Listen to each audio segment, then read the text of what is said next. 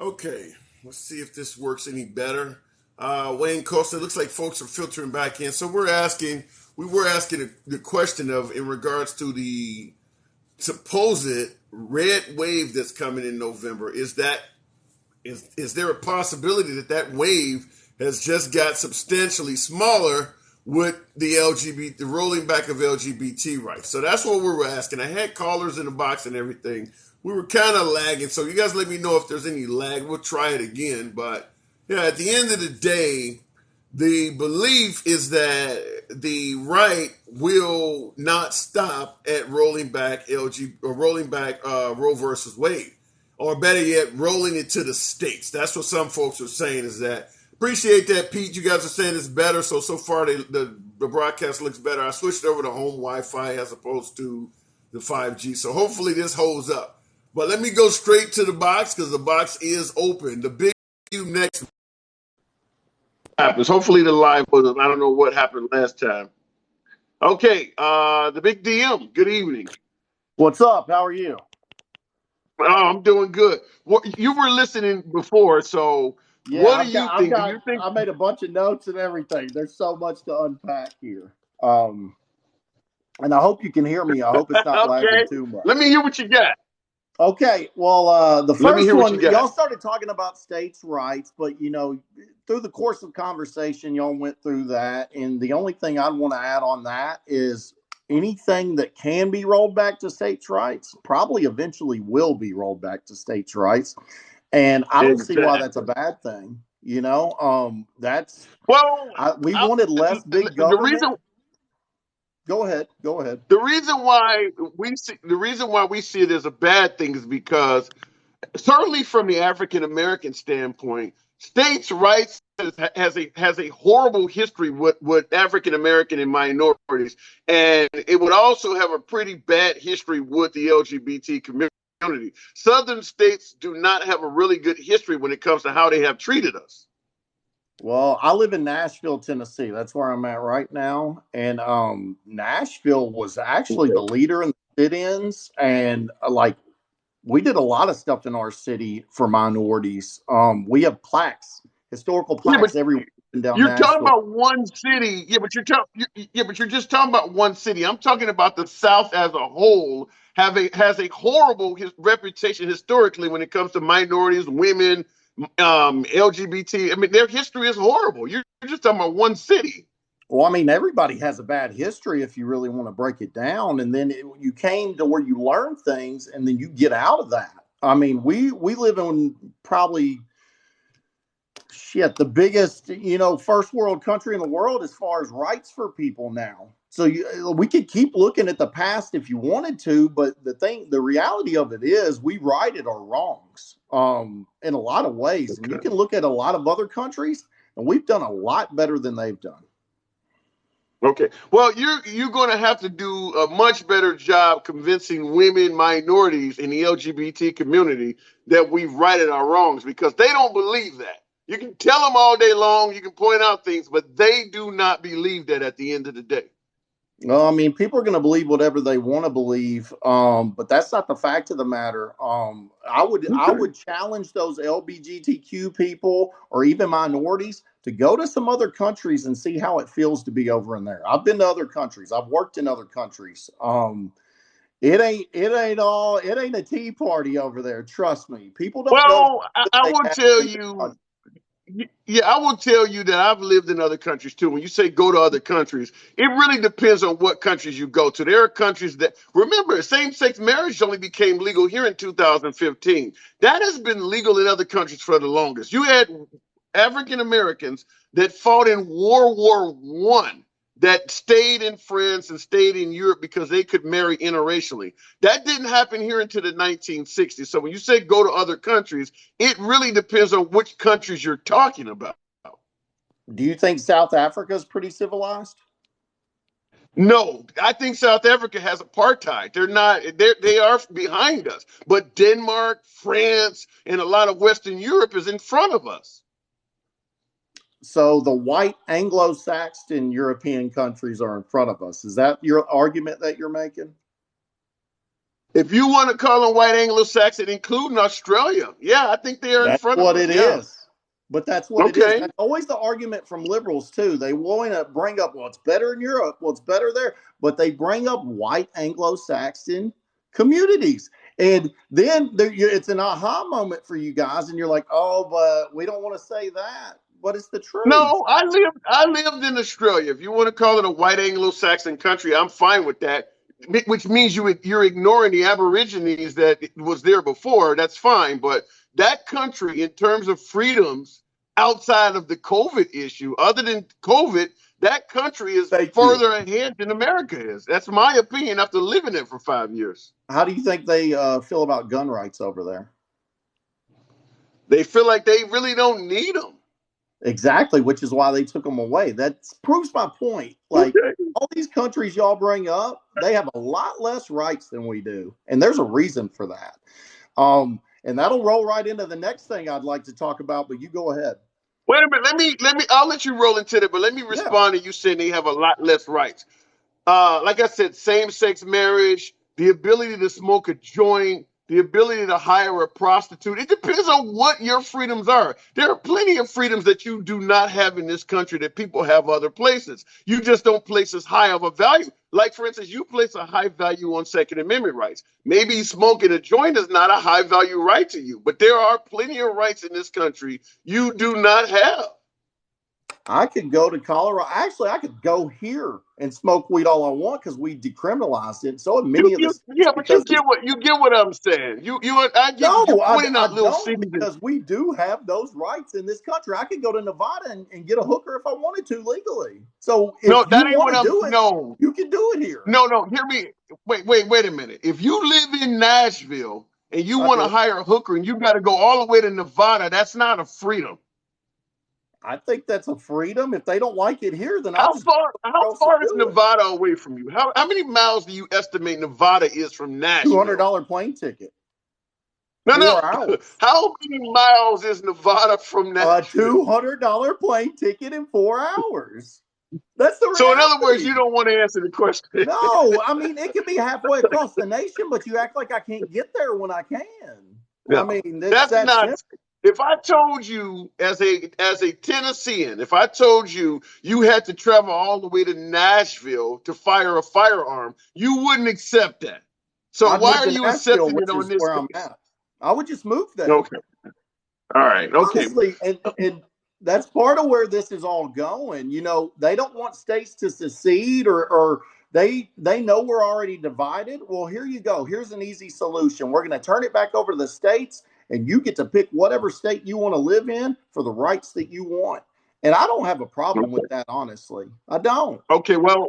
I will suggest this. I'm hearing everything you're saying, and I'm obviously you're hearing everything I'm saying. We just disagree on this issue. Certainly, Yeah, when you that's start fine. talking about certainly when you say that I can leave Nashville and go to Nevada, and that means prostitution, I have a freedom to do so. Even though I got to pay $200 and travel 4 or 5 hours every time I do it, that's not a freedom.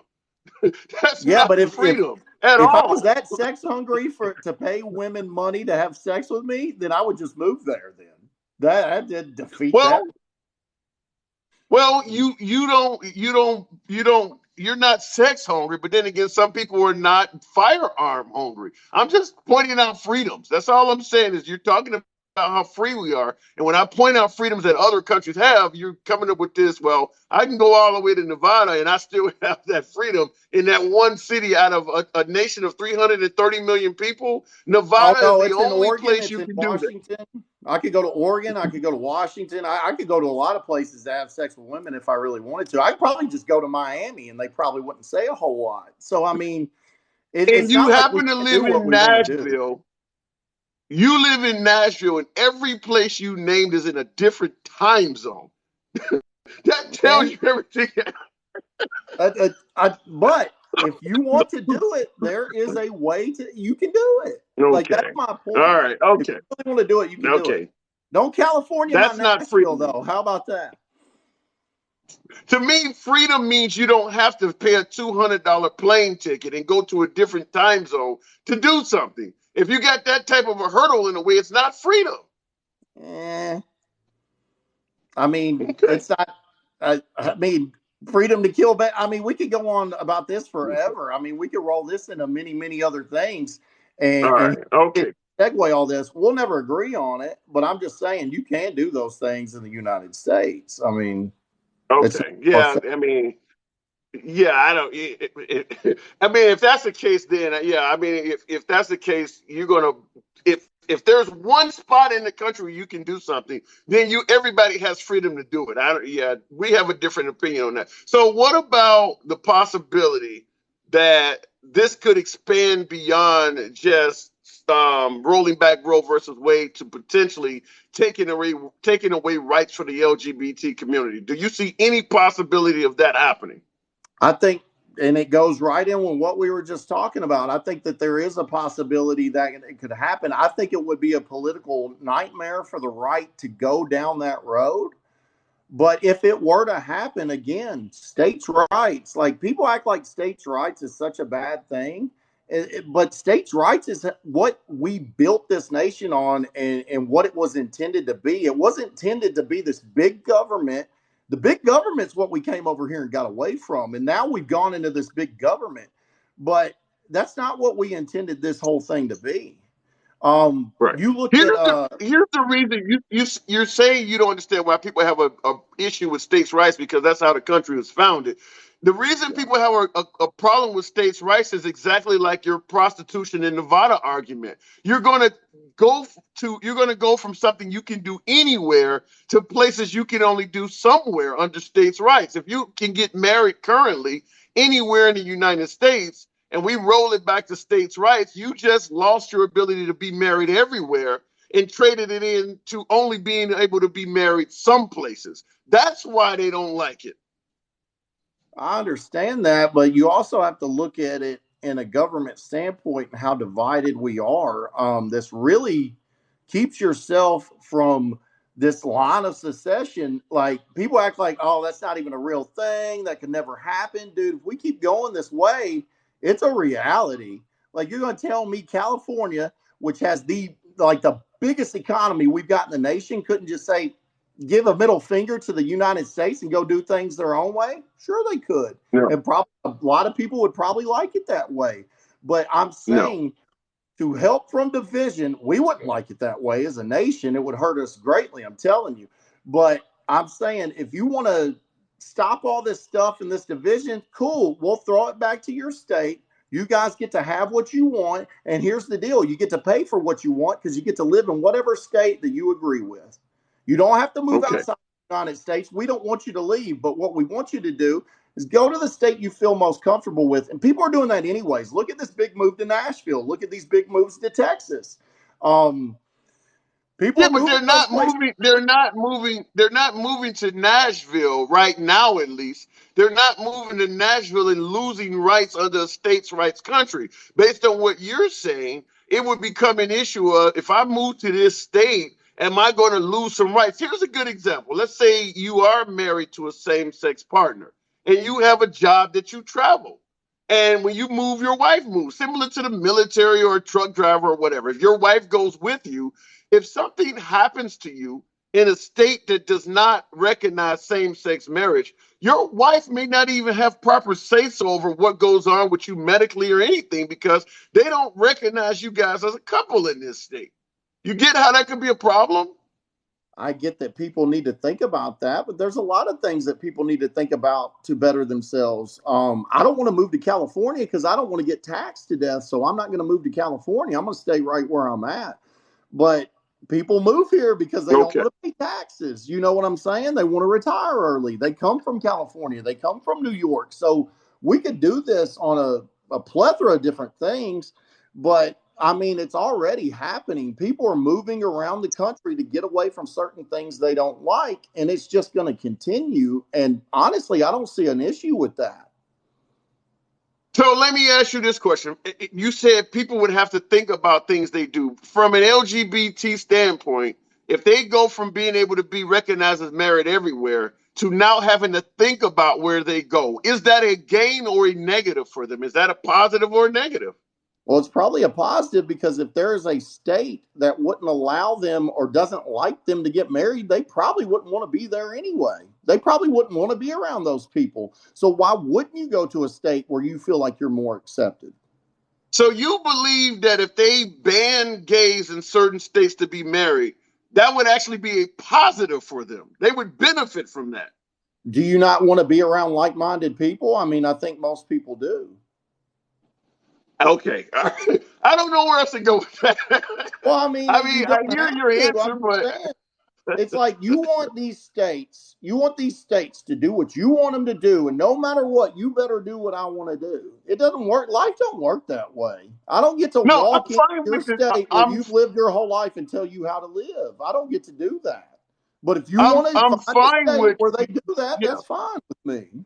Okay, I'm fine with your answer that some states are not going to do what you want them to do. I'm fine with that. Where you threw me off is saying that that is actually a benefit to the LGBT community. You used to be recognized as married in Tennessee. Now you're not. You benefited from that. I don't get that by any Do you not sort of the understand word the at all. benefit from being around like-minded people? If they don't want me to be No. married in Nashville, and there's a bunch of people who don't like gay people in Nashville, why would I want to live there?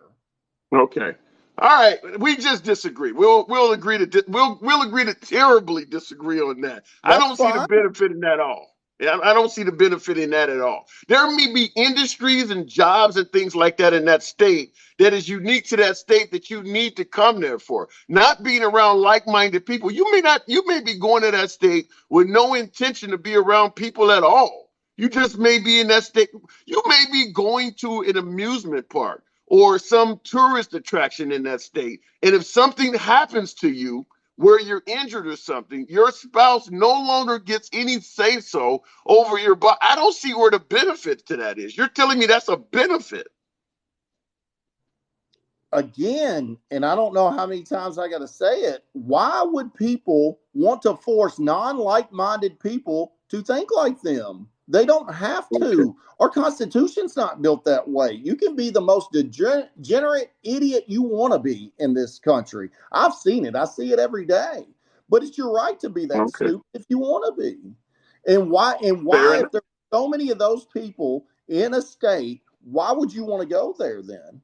I don't want to go to Okay. California. I don't agree with a lot of people in California, so I'll stay right here. It's just that. Let me ask you this question.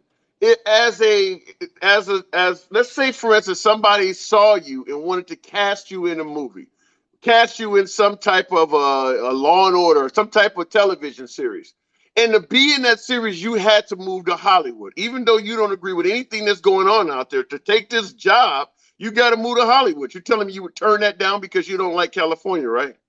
I wouldn't make California think the way I think. If I went there and I took that job, I would go there fully well know that they do not think like I think, and I would have to be okay with that. Okay. All right. All right. We disagree. That's fine. Like I Yeah, said, I that's tell folks okay. all the time, we don't have to agree. That's fine. I appreciate you coming through, man. I got to move it on as you know how it works. All right, can I say one more thing real quick? Absolutely. Go ahead. Just I think most liberals argue that they want common sense gun laws, and most conservatives are upset that there's going to be an inch given and a mile taken. Well, in turn, most conservatives want common sense abortion laws.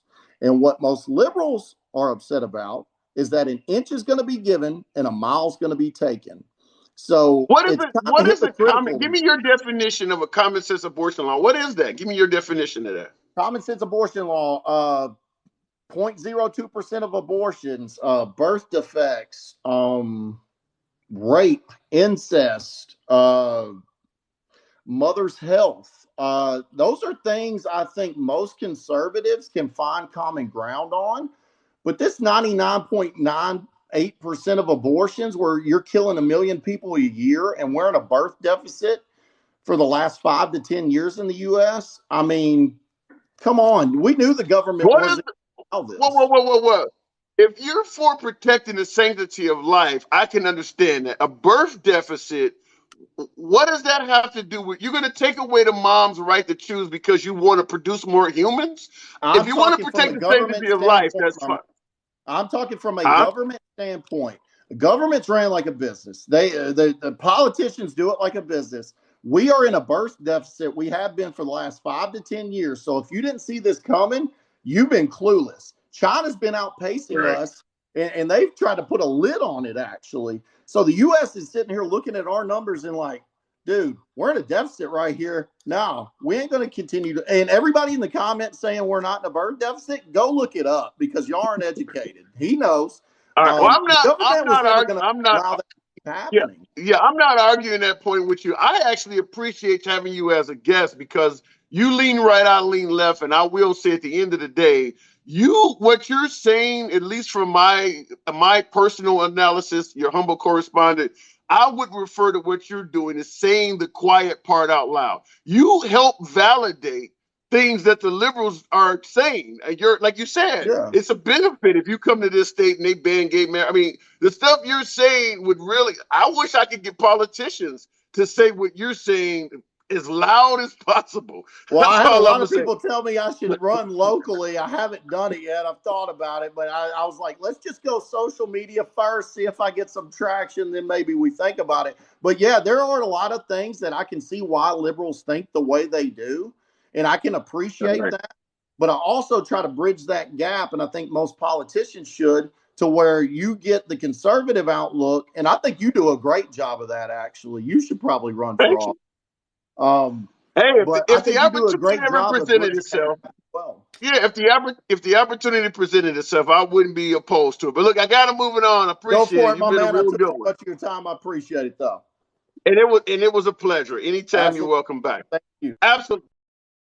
That was a really good call. We don't agree on shit, but that was an excellent call. And I like him being candid. 11 butterflies, I saw you in the comments and others saying that he is a common sense guest. I really like the fact that he was not imposing any spin or anything. He stated things the way he felt. And I will say at the end of the day, the way he stated it, as far as the liberal in me that is suggesting that this will go beyond states' rights, he started out the call by saying for the most part, if it can go back to states' rights, it probably will. And I asked him flat out, do you believe that this will expand beyond just rolling back Roe versus Wade? And that was his response. If something can go back to states' rights, it probably will. So I have to take that to heart because I tend to be more on the side of believing that statement than not. And that would include LGBT rights and hopefully not interracial marriage and some of the other horrors of the past. But once again, in addition to Mitch McConnell, in addition to Mike Pence, I give you folks like him. So anybody who suggests that the liberals are fear-mongering, there is another person that's validating what we're saying as at least having a possibility of coming true. We're not fear-mongering. There's enough on the right who actually believe the same thing. We just got to get them, like the previous caller, to say it. But clearly, there are plenty of folks who believe what us liberals are fearful of. Okay, I'm a smartass. How are you? Doing all right. I got my ability to be a guest on a live back. I was in a live last night and somebody got upset with what we were talking about, reported the live, and then I got kicked out and a message from TikTok saying I had to appeal me being able to be a guest in lives. So I got. Well, hopefully that won't happen with your humble correspondent, with your host. That'll never happen with me, but sorry to hear that. But have you been listening to what's been going on here? I just walked in on with about the last 10 minutes of the big DM, and he kind of sounds like, he kind of sounds from the same point of what I was resonating about the last time that, the last time I was on live with you, saying, because you had brought up the same question to me, is if it goes back to the state level, and obviously you've advanced it today, with the LGBT rights, there's things flying around that some states are trying to overturn or bring segregation back and whatnot. So, I mean, the question out there is it possible? Well, look at where we're at. Obviously, I mean, that's so at the end of the day, when liberals are expressing concern, you'd have to admit they have a legitimate reason to do so, right? Of course. I mean, look at where we're at. I mean, did Yeah. we ever Did we? I mean, when the leak came out for Roe v. Wade being overturned, we're like, how is that going to happen after 50 years? And then here we are, fast forward 6 weeks from the leak being out, and here we are. It got So let me overturned. let me make it clear to my audience. Let me make it clear to my audience. You lean right. You're not a liberal, correct? No, I lean right. I'm very much, right leaning on a lot of matters, but at the same time, I'm also a realist. And I like to apply, like the gentleman on before me was saying, common sense. You can't live in a fairy tale land because I mean, if the times we're living in right now, if that doesn't show that us as a country, we have our opinions and we have the lines in the sand that we're going to draw on our belief system, then you've really got your head in the sand if you can't see that. I mean, what we're So seeing why do now. you So why do you think so many folks on the right, when liberals express the concerns I'm expressing, why do you? I got people in the broadcast right now. Why do you think so many folks on the right keep saying that this is fear mongering by the left? Even you're admitting they have a reason to be concerned. So why are they saying it's fear mongering? Well, it's because, like he said, given an inch, a mile's been taken. And I mean, and I'm not gonna. Who took the mile? Well, it's with rights given. And this is gonna sound probably like there's gonna be a whole bunch of hate coming in here. But like there was a discussion I was in with earlier. Like the big topic right now is women's rights. And you and I were on a conversation, I don't know, I think about 3, 4 weeks ago, where we were talking about the cost of living to the cost of wage increase. And I had told you that I had come across, a thing that showed that when women entered the workforce, the gap between cost of living and cost of goods to wages started bridging larger. So things broke away from the family home. So the farther we walk away from the family nucleus, it just seems that things are progressively going in a direction of, well, what are we going to do now? Because like look at where we're Well, at.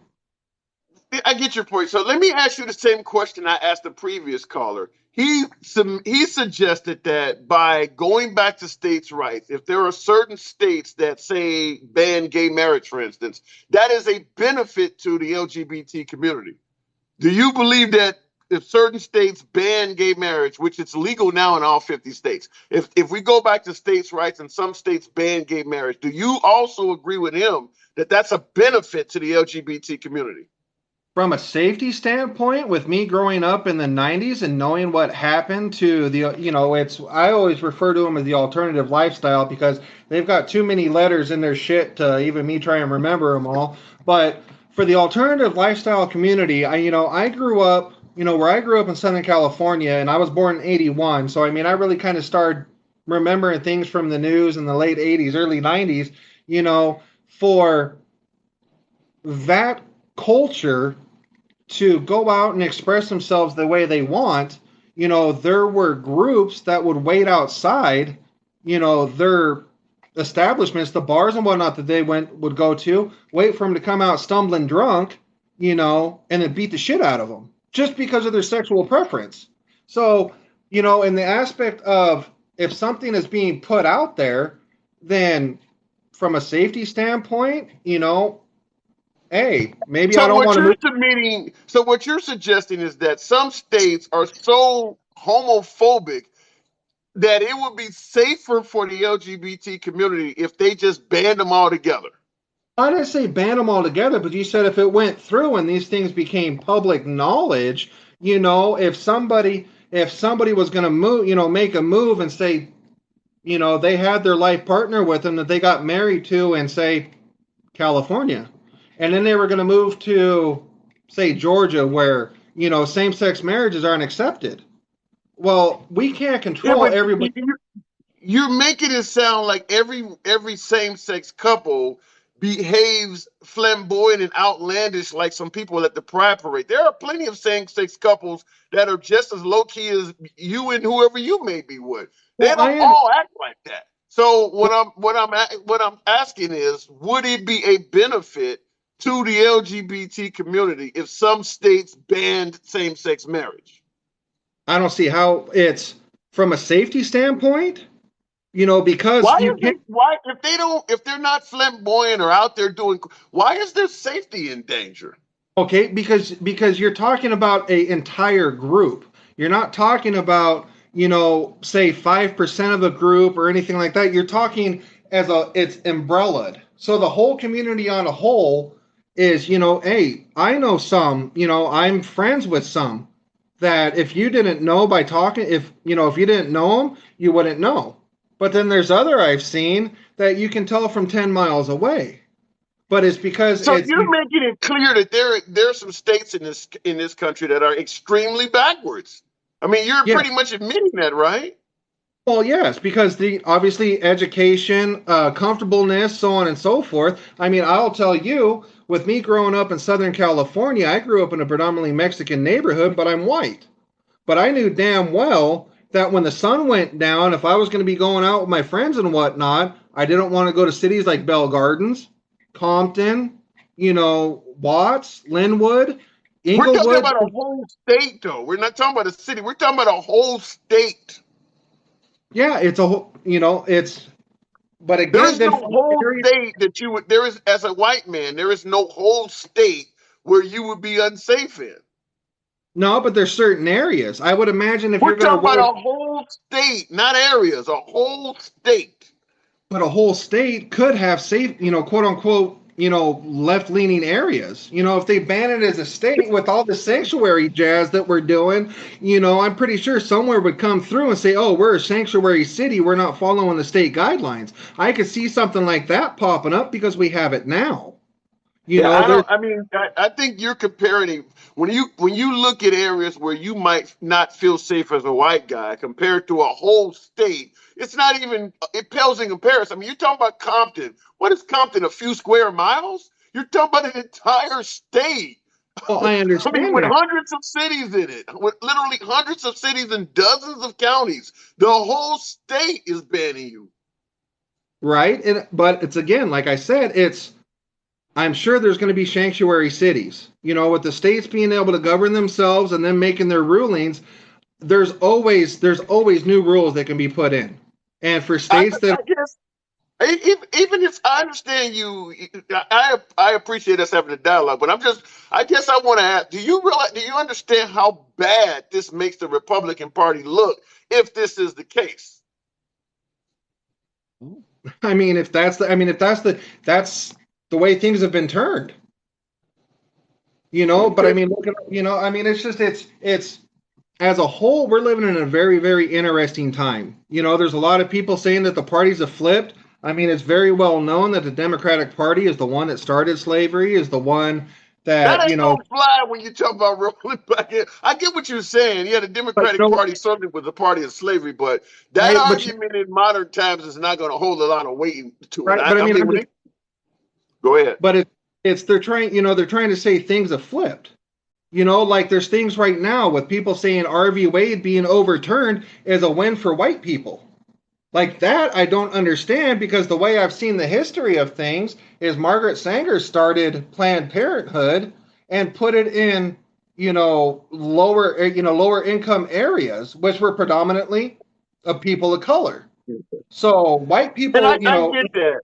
I get you that argument, but I mean, at the end of the day, you have both white and black folks talking about, like the last caller was talking about, a population shortage, as if banning abortion is good for the country because it increases the population. Now, he may be right about increasing the population, but I'm not a fan of taking away a woman's right to choose so you can use her as a method to increase the population. That almost makes it so that she's not a person, but rather a tool, like an incubator or something like that. We're going to use you and your body. We're going to take away your right to choose so that our population can increase. So you no longer have a right. You have a job, which is to pop out children. You right? don't you don't see any of this. Well, see, that's something that with him, I don't agree. I mean, if it's there, I don't wholly agree on that. I've told you, and in another conversation we had, that with the COVID-19 vaccination, that and this again is going on a conspiracy theory run, but back when we had this conversation to see where we're at now with abortions being overturned. They're saying that the COVID-19 vaccination, the Pfizer and Moderna ones, they're just waiting for the 5G network to get fully online across. You know what I'm saying? That's a different argument, though. I get it. That's a different. But look, I got to move it on. I got the boxes full. I do want to move it on, but I got to get more folks like you to, and the last caller to speak. You guys are, for liberals like me who are suggesting that this is going to go beyond Roe versus Wade or beyond just simply states' rights. I need as many of you guys as possible because I think you really illustrate the point I'm trying to make. But I got to move it on. I'll give you the last word. Well, but like I was saying, it's how it ties in because we've had the conversation of when do you stop calling coincidental things coincidental, and we had that conversation with the Uvalde shooting. Yeah. But let's fast forward it to what we're talking about now. Is if the conspiracy theorists are proved right, and that the COVID-19 vaccination is in fact going to cause sterilization in the people that took the shots, that took these vaccinations, that it's going to cause them to become sterile. That is going to cut birth rate down, but how do you mask that? You make abortions go away.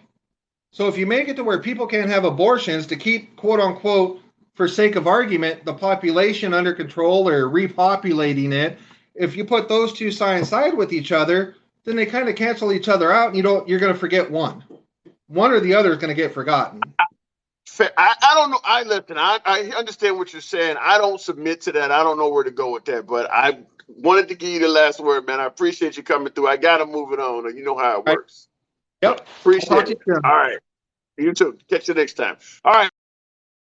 In regards to adding to the population and things like that, I can understand folks who believe, well, the Caucasian race, for instance, they're losing their majority, or the African Americans. The guy I had the argument with, Snacks or whatever his name, we had a debate where he was adamant that there need to be more black people.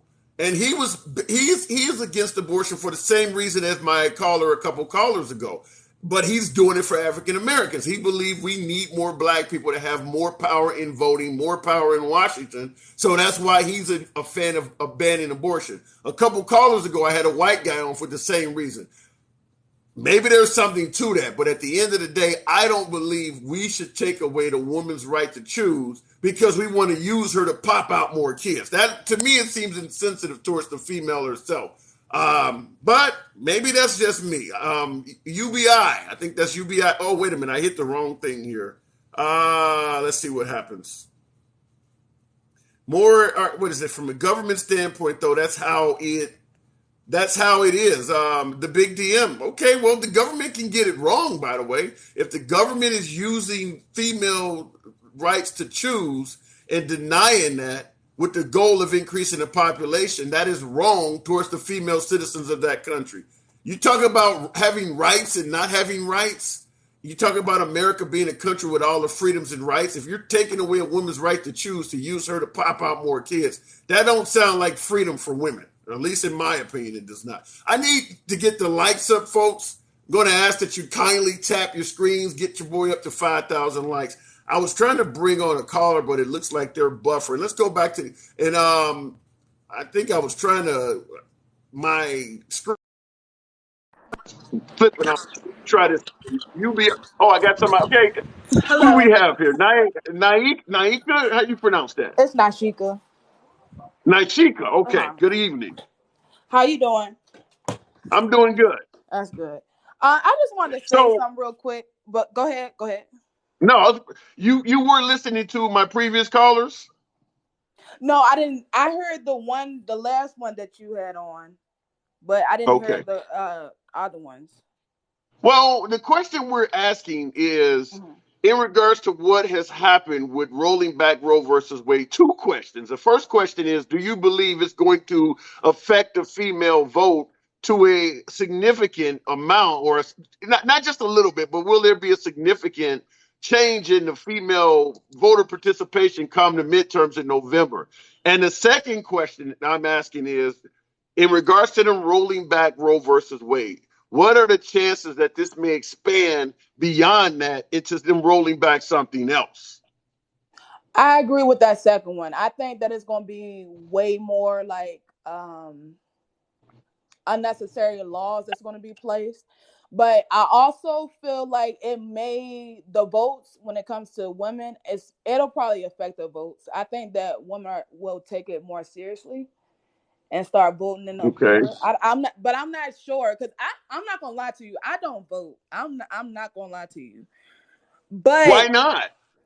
Because I'm ignorant to a lot of things when it comes to politics. I will say that. But now that like all this stuff is going How on, do I you? think Okay, I'm gonna change let my me mind. interrupt you. Okay, Mm-hmm. let me interrupt you. Now, you sound fairly young, so I mean, you don't have to answer this question, Everybody, but I'm going to ask you. Okay, I'm not going to ask you your age, but I'm going to I'm ask you: 27. Are you? Say that again. 27. Okay, and that's what I Everybody was tell going me to ask. that.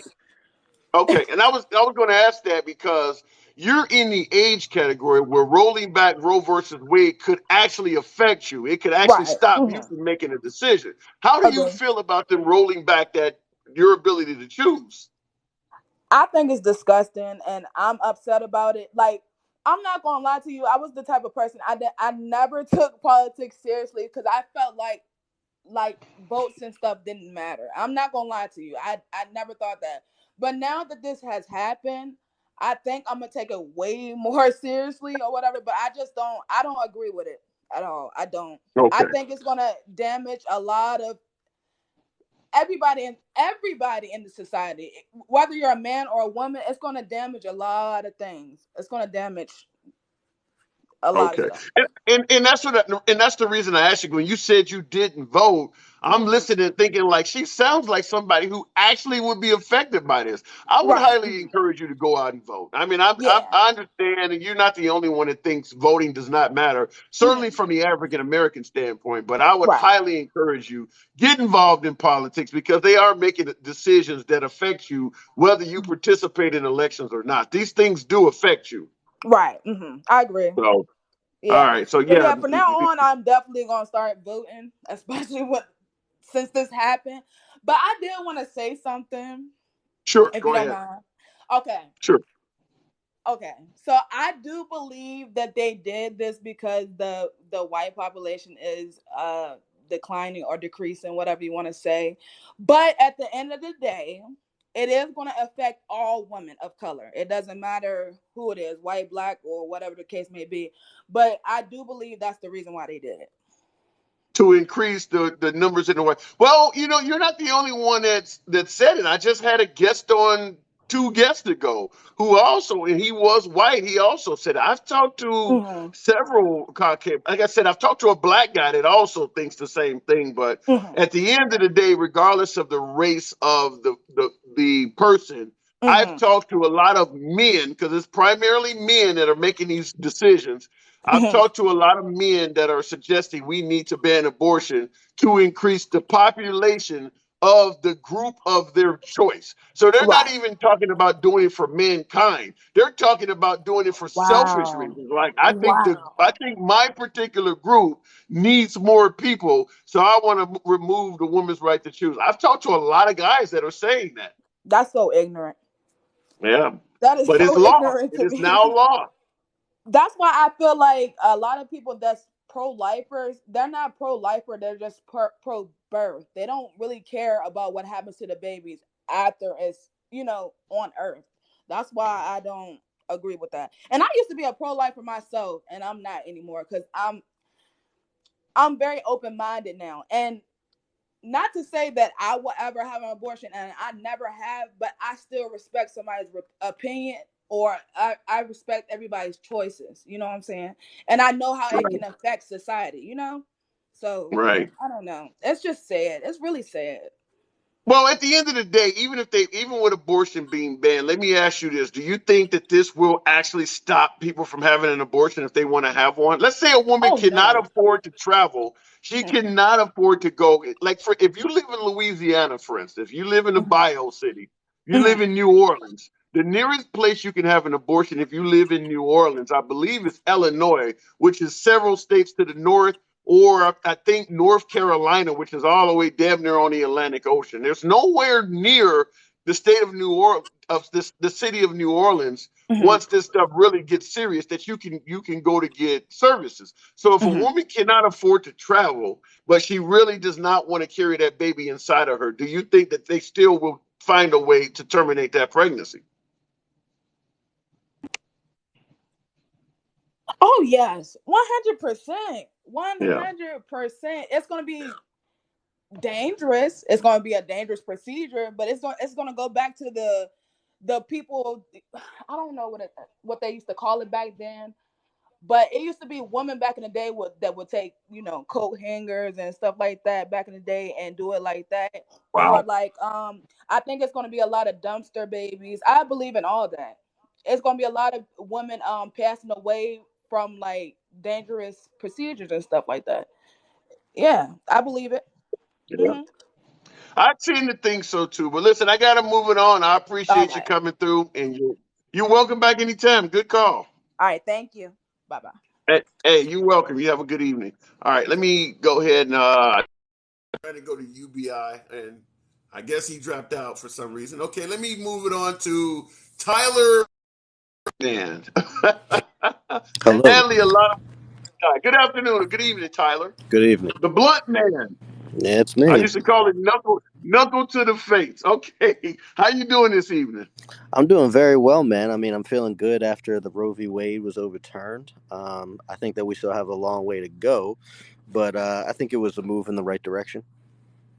Give me your spiel on what do you when you just said a long way to go. Explain that.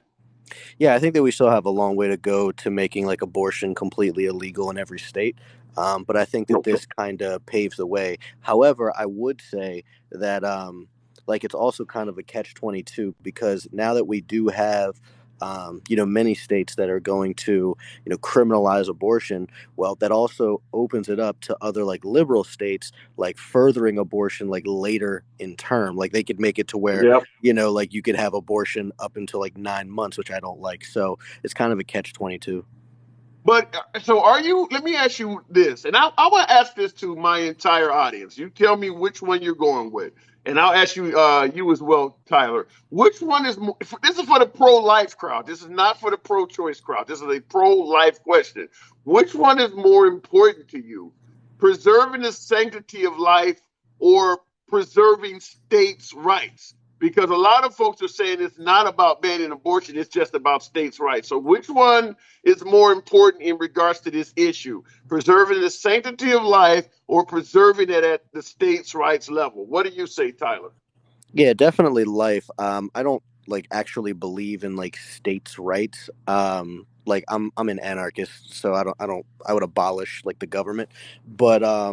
But yeah, like as it is now, this is just like an individual right that's being trampled on. I know that pro-choicers generally believe that you have the right to an abortion. Obviously, me being pro-life, I don't believe that you do. I believe that you're violating like that human's rights within you. Okay. And the reason why I asked you that, and I appreciate your candor, the reason I asked you that and I asked the audience that is because us liberals are saying that this is going to potentially expand to a national abortion ban. Now, you admitted that that's the goal. You even said that. Oh yeah. But we're hearing from a lot of right wingers. No, you guys are just fear mongering. It's all about states' rights. And when I asked the pro life crowd, which one is more important to you, states' rights or saving a life?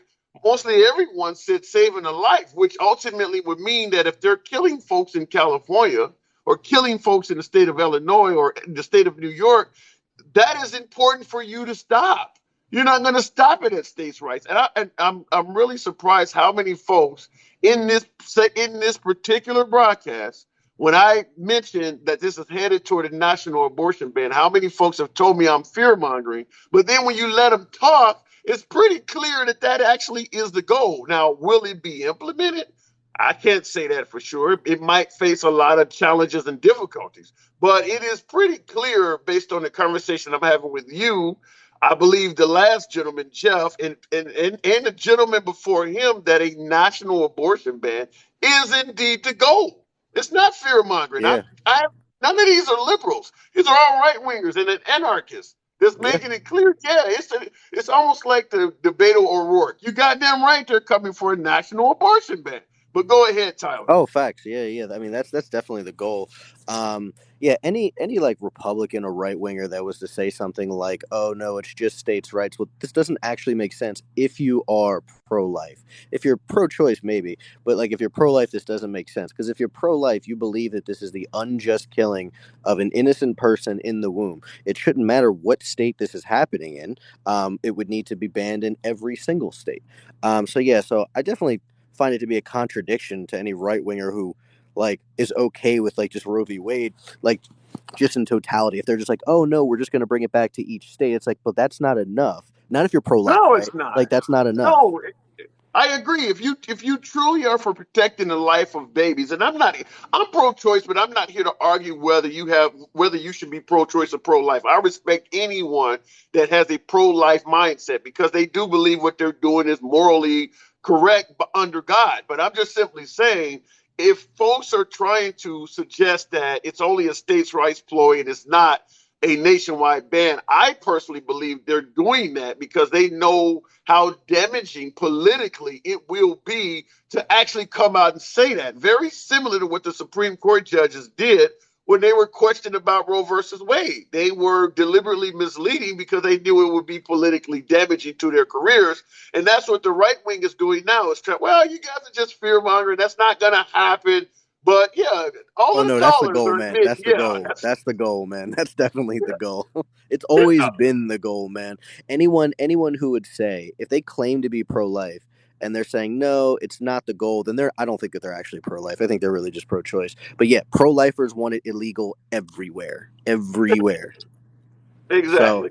And, but I cannot, and I appreciate, like I said, I appreciate you being candid in the previous callers. of But yeah, course. I'm just often shocked at how many folks keep saying you guys are fear mongering. That's when we said a couple years ago when those Supreme Court justices were appointed, there were plenty of liberals saying that they're going to overturn Roe versus Wade. We were accused then of fear mongering. Oh, Even when the decision leaked out, I had people in my broadcast then saying, "No, they're not going to do that. You guys are just fear mongering." So at some point, you have to start looking at it and realizing that they're going to accuse you of fear mongering no matter what you say. oh, sure. If you are pro-choice, and I know you got some other people, so I'll just keep it moving. If you are pro-choice, um, yeah, you definitely have good reason to be. Um, I mean, I don't think that you should be Concerned. fearful. I think that you should really be pro-life. But if you're pro-choice, you definitely have good reason to be concerned that it's going to like trickle down into every state. We are coming for a national abortion ban. That's definitely the goal. We are going to push. I mean, you're going to have states right now, like say like Texas or Louisiana or Alabama or Georgia or whatever. You're going to have states right now that once if it is already illegal or if once it becomes illegal in these states and it's fully on the books, like it's not just going to be enough for most of these states to say, well, it's just illegal in this state. What we're also going to say in many of these states, it's like, if you are a resident here, if you travel to another state, like say you travel to California where it's legal to get an abortion, and if for some reason like the state of Texas finds out about this, and you come back to the state of Texas, like we will criminalize you, like we will prosecute you, right? It's no different. It's no different than like if you were to travel outside of the United States and go to Japan where like age of consent is 13 and engage with like a 13-year-old and then come back to the States. No, Yeah, we will prosecute you. You know what I mean? Now again, yeah, and that's I already a law. understand. Yeah, and I understand if you're pro-choice, why you don't think that it's going to be right to do this. But if you look at it from a pro-life perspective, like we believe this to be just because we believe you're killing an innocent person, right? So, but yeah, man, I know that you're not on here like really just to debate abortion. You're just kind of getting people's perspective. So I'll keep it moving. I know you got other people in the box. I appreciate you being respectful, man. I like your show. I definitely disagree on a lot of things, but I'm going to shoot you a follow because That's fine. I like your That's style, man. fine. Definitely like your style. Excellent. You've been a wonderful caller. Once again, we don't agree. That's fine. You're an anarchist. Obviously, I'm a liberal. We're not going to agree, but I appreciate you being candid. You didn't come on here once again. You guys are fear mongering. You admitted what the actual goal is. And that's what I've been saying on the program. You're welcome back anytime, man. You know Hey, how it works. hey, have a good night. You too. You too. So, folks, yet another caller. These aren't liberals, folks. Now he was an anarchist, but a lot of my folks are MAGA that's coming through. This is a MAGA friendly audience. I say it every damn broadcast. But they are admitting that what we're as liberals are concerned about has a stark reality to it.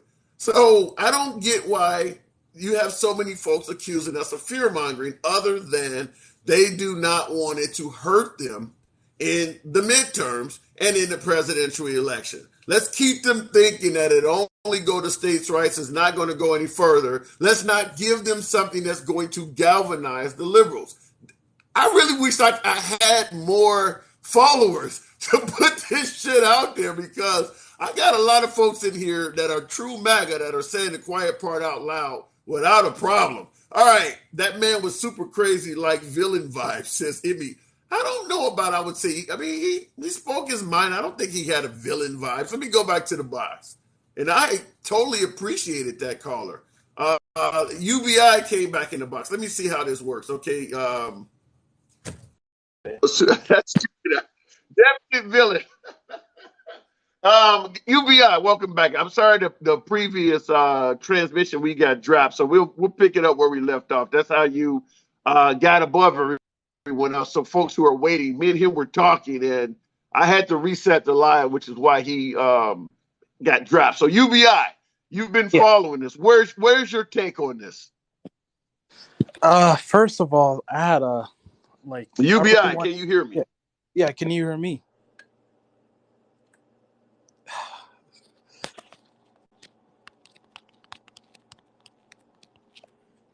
No, the election, it just couldn't stop it. It's an issue. I guess my live or something is screwing. Yeah, let me see what's going on here. Can you guys actually? Okay, it's okay. Religion. There we go. But we don't think it's a bad thing. I don't know what happened with that last caller. Let's go to Michael. For some reason, I tried to bring UBI on back, and it did not let him. Said I was okay. Yeah, my connection must be going on the fritz again. Michael, can you hear me? Yeah, I can hear you. Can you hear me? Okay. Loud and clear. My connection. I guess we're talking too much in here for these folks at TikTok. They don't like what we're talking about. What about you? Do you think that this could go beyond LGBT into something else? Yeah, because the whole thing is a part of a 25-year plan. And what is a 25-year plan? The overturning of Roe versus Wade and the furtherment of the agenda. See, I believe that their agenda is was first abortion, then gay marriage, then interracial marriage. Okay. So you believe interracial? So you actually believe interracial marriage may be overturned as well, then? Right. And okay. What about wait, hang on a second. I'll let you continue, but what about Justice Clarence Thomas? His wife is white. You think they're going to overturn interracial marriage when one of the 9 Supreme Court justices has a white wife? Well, if you've noticed the way they work, they turn on their own just as easy as they do anybody else. And the perfect example is Omarosa was a big part of his pre-election program, but once he got to the White House, she got kicked to the curb. There are a lot of other people in the same situation. I believe Clarence Thomas was a means to an end, but now he's expendable because we're coming after him. So Clarence Thomas, okay, wait a minute. Clarence Thomas is like almost like the leader that's enacting a lot of the far right policies they're going with.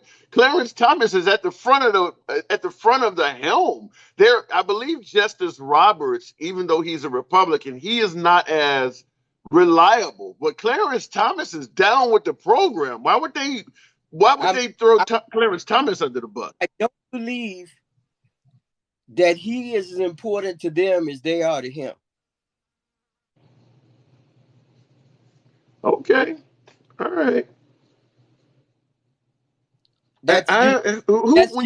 When you say they, who are you referring to they as? What I'm referring to is the driving force behind the movement, which I believe the movement is the same movement that wants to get rid of the 60% of white babies that are killed in abortions. See, 60% of the abortions in the U.S. right now are white children. Okay, and there's a book you need to read called The Birth Dearth. Okay, and in the first 3 pages of the book, the author tells you that the biggest problem in America, and he wrote the book in 1987, but anyway, in the first 10 pages of the book, the author tells you that the first and biggest problem with America right now is that there's a shortage of white babies. Okay, and in order to get caught up, we need to do away with the 60% of abortions that would turn into white babies. You're not the first person to recommend that book to me, and I think it was under the same similar premise. So you are also suggesting that the banning of abortion might have something to do more than just with the sanctity of life argument, but rather to increase the population. Now, from your state, you said in regards to the white race, they're trying to make more white people, is what you're saying. Am I correct? Right. And, from Michigan let it slip out on stage the other day. She thanked President Trump for saving white babies. She came back this morning and made a retraction. But she publicly said yesterday. I actually have that. Yeah, I have that woman saying that on my own videos. Yeah, she did say that she would. It's a great day for the did she say white race or what did she say? White life. White life is what she said. White life. Because it's now that's terrible, but it's also makes a lot of sense because when the other guy you had on just a little while ago was saying, he said that there was a shortage because we're not more are dying than are being born. Okay, but the black race has a slight growth. The Hispanic race has a growth. So if the country as a whole is losing, it's because the white race is losing. Okay. Wow. You follow what I'm saying? Because I'm hearing you. I'm hearing you. Both the black, Hispanic, and the Asian population. But the growth is small when you consider that 60% of abortions are white. Wow. Let me say something in regards to in the comments for what you brought up when she said, a great day for white life. The big DM we talked earlier, you're saying the big DM is saying what she said was the right to life. Come on, man. No, she said no. Not only did she say white life, she admitted it. She just simply said it was a misstep, and she meant to say right to life. But she even admitted that she said what we thought we heard. So no, she didn't say right to life. And by the way, being thankful for or saying it's a great day for white life. White life is 2 syllables. Right to life is 3 syllables. So you can clearly hear the missing syllable. So there's no denying she said white life. You can listen to it 100 times. You're not going to add a whole syllable in there. But go Right. ahead, Michael. Okay, and so the thing about it is just like what they're telling us now, that they don't intend to go any further, right? So this what God just said, that's a cover up. That's the cover up she used. But she also said that she followed at an earlier speech, she said she followed the policies, that she agreed with certain policies of Hitler. And Hitler's policy that she agreed with was teach your children young. Okay, so if you take to recruit your children young with the fact that they're making sure what you teach in schools, and they're going skull block over CRT, it all comes together. Wait a minute, hold on. You're saying that she actually said she agrees with the policies of Hitler? Is that Yeah, true? yeah. One of the policies of Hitler was that you take children and recruit them into your philosophy at a young age. Okay. And then you turn around and they're advocating no CRT. Why? Because they can brainwash their kids without them going to school and then finding out you're lying and then coming home and calling you a liar. I need to see some evidence of her saying that. Wow. I would need to see some evidence that if she said that. The video.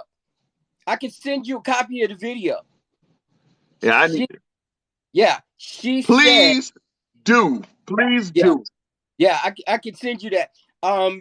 As a matter of fact, the guy. Yeah, I see somebody in the comments saying it's all over Instagram. So I see somebody else is agreeing with their plea. Okay, political TikTok. Good afternoon. What's Well, good going evening, on? Rob. Man, I'm getting educated. I'm Yeah, getting I educated. just came in at the end of that, so I wasn't sure. Wow. Uh, Wow. but it sounded like he knew what he was talking about. What's the topic for tonight? Yeah. It didn't pop up. Well, the topic for tonight is twofold. One being with them rolling back Roe versus Wade. The first question is, do you believe it will have a significant, not a minor, but a significant impact on women coming out to vote in the midterms, which are only 4 months away? The second issue is, do you believe this will expand beyond just simply rolling back Roe versus Wade? Because when you look at Roe versus Wade, you often hear folks, particularly on the right, suggesting that, well, having an abortion was never a constitutionally protected amendment. Well, at the end of the day, neither is same-sex marriage, neither is interracial marriage. So the second question I'm asking is this likely to expand beyond just rolling back Roe versus Wade? I guess the answer to my first question would be yes, and there's no doubt about it. And I think even I don't know if you saw that Donald Trump, he was talking to some of his advisors. Yes. And He he even has suggested that rolling back, he stated that rolling back Roe versus Wade, Trump himself does not believe that's going to be good for the midterms. You are right. It's not because I said before, and I don't think I said it to you, but usually midterms are a reflection on the president. That's usually what it's about. It's about sending a message to, I guess, Joe Biden. So people would go out and vote for the opposition party, regardless of what it is, because we did it in 2018. So Right. They go out and they send a message to the opposition party that, like, hey, we're going to put some brakes on you or whatever. But I think what the Democrats are going to try to do, I don't know if it's going to be effective, but they're going to try to change the narrative and make it everything about not what Joe Biden has done or not done, but make it about abortion, January 6th. You see what I'm saying? Talk about everything else other than them not passing the George Floyd and them not getting voting rights done. They're going to try to deflect. and tell Well, people, and I agree with you. That's politics. What Biden is doing in Washington right now is not successful. The economy sucks. His poll numbers are horrible. So yeah, you don't want the voters to focus on what Biden is doing. You even without rolling back Roe versus Wade, even yeah, without what the Supreme Court is doing, you would always try to find a measure to deflect. Like for instance, when Trump was getting in trouble with all of the nasty tweets he was sending out, most of the folks on the right were saying, well, pay attention to the economy. Don't pay attention to what he's saying because you're trying to deflect away from the fact that those tweets are hurting him. So yeah, I agree they're going to try to deflect away from Biden's economy. It's terrible. yeah. I think that's why I somewhat like politics. It's kind of like, just you got your team and you're willing to talk all the good, but it's bad, but you're just going to talk the good about it. The second Yeah. answer to your second questions would be yes. And I don't know if you've seen the one senator from Texas, but he talked about overturning Brown versus the Board of Education. Did you see that? No, damn, you guys are hurting me tonight. Yeah. What's his name? Not Ted Cruz, but the other guy. Obama had shared something about about Roe versus Now, Wade. let me make it clear to my audience. Overturning Brown versus the Board of Education, that means basically segregating schools again, right? So making Yeah, it so that black and white children can no longer legally go to the same school. You're telling yeah. me a politician actually has talked about What he going did, back and overturning that? what he did was Obama shared talking about how bad that Roe versus Wade had been overturned. He retweeted him and said, "Next, let's do Brown versus Board of Education," and he did one more. I can't think of what it is, but he's the Texas. And I'll pull it up or even send it to you. Let me say something. And while you're pulling it up, Yeah, let me just let me say see. to my audience is primarily red. I make it clear every night, MAGA friendly audience. A lot of my audience do not believe or do not submit or subscribe to the things that these gentlemen are saying. So I'm gonna have to do a show on this. But I want to say this for the folks sitting here that are saying things like the caller here now and the previous caller. I have my email address under my name. Send me this shit because this is something I want to talk to a MAGA audience about because it's the MAGA folks that are saying that this stuff is made up and make believe. So Let me turn.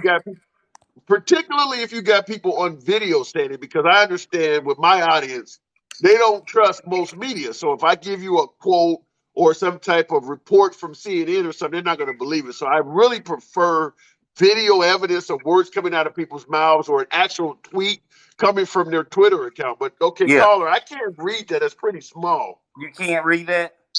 No, my screen is too little for me to see it. Well, let me try to zoom in. You see his name, right? Senator Yes, I see John. Senator John Cornyn. He, Yeah, I see that. and this is Obama making his post talking about the Supreme Court, and Yeah. he says now do Now I see. first Yeah, I do see. Now now Duplessis do versus Ferguson, Brown versus Board of Board of. Education. Wow, wow. Why So would this he tweet that out? Why and he would he deleted tweet it. that out? He deleted it. Too You know, late. What's on the but this internet is is always on the internet. but this is what y'all gotta realize, and this is what I say all the time. You're not dealing with the Ronald Reagan Republican Party. These people are he's out and open saying that he wants basically segregation overturned. Let me say this to my audience. Like I said, my audience is primary MAGA. I absolutely love talking to MAGA. But for you folks who are suggesting that the Democrats, libtards, whatever phrase, that's the racist party. If you believe that, I just want to let you know these folks here that we're pointing out, and it's obviously I'm gonna give you the benefit of the doubt and say it's not the whole party, but these folks here are really hurting the cause that the Republican Party is the tolerant party. The Yeah. Republican Party is the party of abolitionists and anti-slavery. This stuff does not look good. No. So if you want the Republican Party to be painted in a positive light, you don't want the media to paint that party as negative or racist. as a Republican, a conservative, MAGA, or whatever, you need to point these people out because they're not helping your party out at all. And you're right, because I'm looking for a reason to try to find, vote for the other party, but there's no amount of gas. There's no price of gas. There's no all these other things that's going to make me vote with that guy. It's just not going to happen. It's not. And I just think that they're being bold nowadays. I mean, they're not even trying to hide it. They're telling you. They're telling you. I don't have anything, and I try to play devil's advocate sometimes because I love my MAGA audience. I don't have any comeback for that. Come on now. Come Nothing. on. Nothing. I don't have it, and there's nowhere you can go with that. That's about as clear as day. That's even worse than, I didn't say white life comment. That's a clear tweet. That is as clear as day. And if you didn't think the tweet was harmful, you wouldn't have deleted it. When you delete it, it becomes clear that not only was it harmful, but you knew it was and took action to limit the amount of damage it did. I don't have a comeback for that. All right, man. Well, I guess closing, I was Y'all going to say. hurt me tonight, man. You guys are hurting me, but I always love talking to you. You guys are hurting me, I thought you knew about that. I thought you knew about that. No. Yeah. That would have been a show. I appreciate it, man. All right, man. Have a good night. All right. Man, I'm telling you, if you are in the MAGA camp, you're Republican, regardless of if you think that the claims that the Republican Party is intolerant, you think that's all bullshit, that's fine. But at the end of the day, if you're being unbiased, if you're being honest with yourself, at the very least, you'd have to admit that these people are hurting your cause. If you deny that, you're not being biased. They are hurting your cause. These folks getting exposed for this stuff, going out there and saying this stuff, slip of the tongue or not, it is hurting your cause. This is giving Democrats, liberals, minorities, you want to talk about distraction, you want to talk about mainstream media, you're giving them ammunition. You're literally, this is ammunition. And I don't care how you look at it, if the left was doing this, the right would be using this stuff too.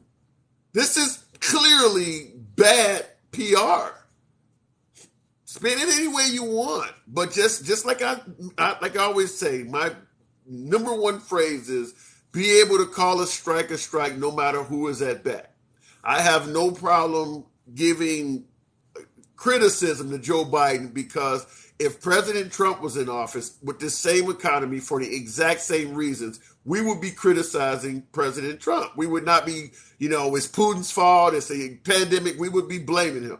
And this is the same thing. If this type of rhetoric was coming from left-wing politicians, all of the folks trying to defend him would be criticizing him. This looks bad. It's the other way around. It looks horrible. Okay, I'm gonna go back to the box. Wow, I'm shocked. Fucking shocked tonight. You criticized him regardless, Harris. Okay, all right. What did that say? I cannot pronounce that name that came up there. But good evening. Can you hear me? You're on with. Can you hear me there? I can't even pronounce your name. The Ghost or something like that. Okay, I hear a train in the background, but I guess the caller is away from his. I'm gonna move it on. A day 420. Once again, these are some new calls. America's being murdered. Wow. Okay, AD, can you hear me? 420. Yes. Okay. Have you been listening to the program? Actually, I've been here for just a few minutes, actually. Okay. Well, welcome to the program. I'm going to give you what we're discussing tonight. You give me your honest opinion on it. We're talking about, obviously, you see on the monitor behind me, we're talking about Roe versus Wade being rolled back, but we're asking two questions in regards to that. The first question being, with Roe versus Wade being rolled back, do you believe it will lead to a significant increase of females voting in the midterms and in the 2024 election, possibly? Now, the second question is, say it again? No, one question at a time. No, I do not think Okay, it will let's go change. with that one. Let's go with what I And just then, asked and you. the reason that I say this is, well, I don't want to, I don't want to, I want to do one at a time. That way we don't mix up topics. That way that it doesn't make Okay, sense. okay, So that's here's fine. my thing with the way that the abortion is. Honestly, you got to look at it from both perspectives, because think about this. This is a time where it's got to be equal on both sides. It has to. You got the man and you got the woman. That's the same thing as, it's with the race. It's got to be equal for both. You can't sit there and give the white man everything while you got the black dude sitting over there starving. I'm sorry, you can't do it. They're both equal. It doesn't matter whether you're black, white, Chinese, Japanese. Everybody's the same thing. What do you at the end of the day, what do you wake up to do? What do you wake up to do? You wake up Wake to up and go eat, to work. shit, take a shower, go to money, and make work. Is that not the daily goal? Yeah, for most people, yes. Okay, so what does it matter when we all wake up to do the same fucking thing? Okay, when women are talking about losing their right to choose, what does that have to do with waking up to eat and take a shit? Because because how are you really losing a right to anything? Either you have a child, you have a child. There are certain circumstances that are going to make it different. See, this is the problem that I have with this. When you legalize it all the way across the board, and whenever you want to make it to where anybody can just go in to get an abortion, how do you know it's being done for the right cause? How do you know they're not doing it just because they're mad at somebody and just want to get at them? Well, it's their body. When you say not being done for the right cause, do you get to decide the cause that fits their narrative? Okay, so let me ask you this. So, say they didn't get rid of Roe versus Wade. Does that mean that I still got to go to jail if I don't pay child support for my kids? Very likely, yeah. I, I, I'll go to jail if I don't pay child support for my kids. I'll go to Yeah, jail. Why do I? yeah. Why do I have to go to jail if I don't pay child support? But the choice is there to have the kid or not. But I don't get to choose whether that I want to give up my money to help somebody else take care of her kid that I want nothing to do with. Okay, so you're looking at this more from a play of, as opposed to protecting the sanctity of life. You're saying it should be fair for men in regards to women. That's not what I'm saying. It should be there for sanctity of life, but it should also be equal on both sides. I mean, it should be. It How should be can you equal. make something Okay, how can you make something equal on both sides when it's unequal by biology? The man doesn't have to endure all of the negatives of carrying a child for 9 months. It's unequal from biology. You can't make it equal. So is it right? So is it okay? Let me ask you this: Are you married? No, I've been married. You've been married? Yeah, You got a girlfriend? of course. Okay. Well, what would you do if your woman came in there to you one night and you guys were sitting there on the couch having a conversation, and she looked at you and you was in there trying to get her all hot and spicy, and she looked at you and she says, "I don't want to have sex until you get a vasectomy." She would be an ex. Okay, point made.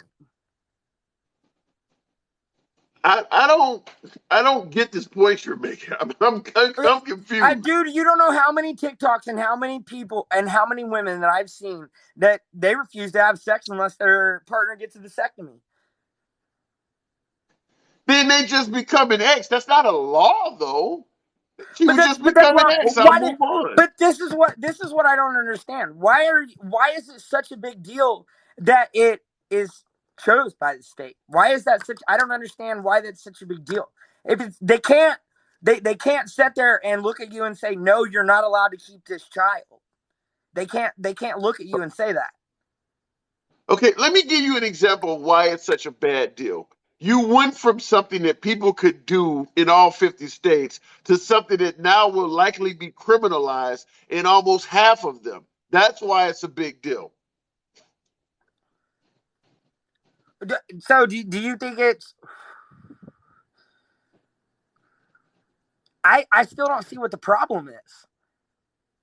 If the problem is they could end up going to jail for murder when they used to be able to do it legally. But it's a child. I'm just giving you the problem. You said you didn't see But what the it's a problem is. I'm child telling you. though. It is murder. Look at Okay. in over half of the states. If you were to go up right now and grab a gun, and if you were to go and you were to shoot a woman, that's a homicide. If she's pregnant, that's a double homicide. Okay.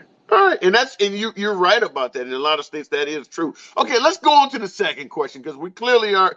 We can agree to disagree. We're on opposite ends of the spectrum on that. So I don't have a lot more pushback for that because What's your second we're question? so far universally apart on that. So the second question is: do you see this expanded at all beyond just abortion rights in regards to rolling back Roe v. Wade? Do you believe it's a possibility that they may roll back anything else back down to states' rights?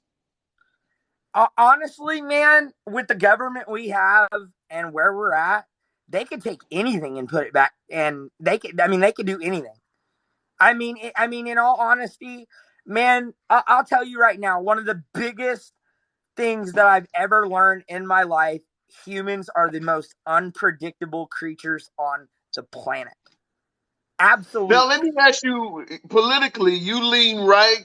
You don't lean left, I'm assuming. You lean right, correct? Right. Okay. All right. I kind of figured, but okay, fair enough. Well, I will say this once again. You are yet another caller because when I first started the broadcast and I talked about the liberals assuming that this could lead to more than just rolling back Roe versus Wade. Everyone in the comments started suggesting that's just liberal fear mongering, Democrats just making up stuff. Every single caller, including yourself, has admitted, yeah, it could expand beyond that. Dude, they could do. And only you are right. I'll give you a with prime it. example of where. Look at gas, man. Look at gas. I am in southern Indiana. We at one point had gas that was $1.78 a gallon. You know what our gas is right now? You know what I've seen the highest? I work at a gas station. You know the highest that I've ever seen it working there in the last 4.5 months? What is it? $5.29 a gallon. Yeah. How the hell do you go from having $1.79 a gallon to over $5.20 a gallon? That is a big jump in 2 years. Fair enough. And I've talked to my manager and my boss. My manager literally told me we're probably going to get laid off from being. We're going to probably get laid off from working at the gas station if gas goes up too high. My manager is going to start coming back to work full time, not like she has been part time. Well, and it's happening under the Biden watch. So, yeah, I understand your pain in regards to gas. I mean, we're obviously talking about Roe versus Wade right now, but I totally understand your pain on the fuel. We all are enduring that and the economy. That ain't even the worst of it, man. You know how many... Okay, so like my dad, he used to drive in the trucking industry. He used to drive for a place called Gypsum Express. And basically what it was, they took... it was a kind of like a self-made. It was basically a subcontracting company, which basically what they did, you would have your own company and who you ride for, and it was you were riding under another company's name, but you were riding through your own company. It was basically a subcontract company. They would find the deals of the trailers that they needed to take place, that they needed moved, and they would have them shipped off to like Alabama, Texas, Tennessee, Kentucky, Ohio, Michigan, whatever. So, and a lot of them, man, they couldn't do it anymore. Gas and diesel got so fucking expensive. Well, I mean, and I understand gas gas prices are hurting us on every level. But look, I do got to move it on. I'm not defending Biden on gas prices. I get that. We all are feeling it quite a bit. So I'm not defending Biden's economy at all. But we are. My I mean, electric, I'm just. well, I'll tell you right now, my electric bill in February, when it actually started getting cold here, my electric bill was over $700 for 30 days. Wow. Yeah. Wow. All right, man. Well, I appreciate you coming through. I understand it. We all dealing with it. So you're welcome back anytime. Appreciate it, man. All right. His argument in regards to the economy it does not fall on deaf ears. Every single one of us viewing the program are dealing with Biden's economy. And I will respond to, I think it's KLZN. You said, y'all don't know how the economy works. I'm 22 years old, do research. Well, my particular viewpoint in regards to, I credit Biden for the economy just simply for fairness sake. And I've said it several times. If we were dealing with the exact same circumstances, the exact same economy, but President Trump was in office, the liberals would not be talking about, you guys don't know how the economy works. Do research. No, you would be blaming Trump. So I'm just, for fairness sake, looking at it from an unbiased point of view. That's all I'm doing, is looking at it from an unbiased point of view. If President Trump was in office, the same liberals talking about supply and demand and all these other things would be blaming Trump. And that's just the basic truth. That is just the truth. And I see Chalk Nada, you said, no, it's a world issue. Yeah, it's a world issue because Biden is in office. If Trump was in office, it would be Trump's fault. That's just the way it, I can guarantee you the liberals, up to and including Nancy Pelosi and all of the elite members of the Liberal Party, would be blaming Trump.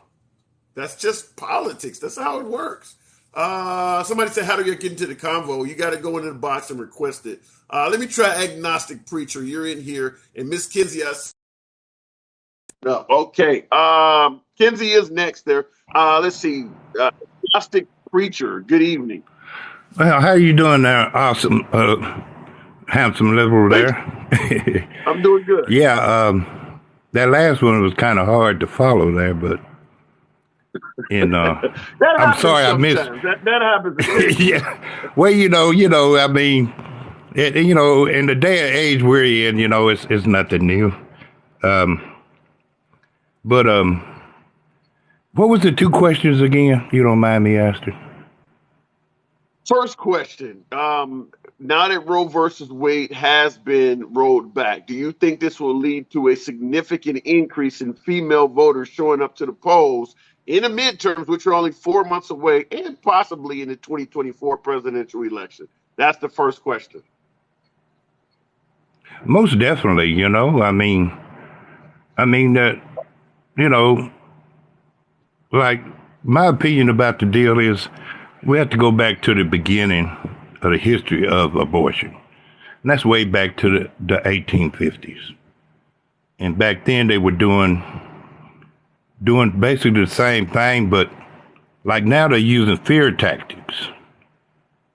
And, what do you mean? What kind of fear tactics are they using right now?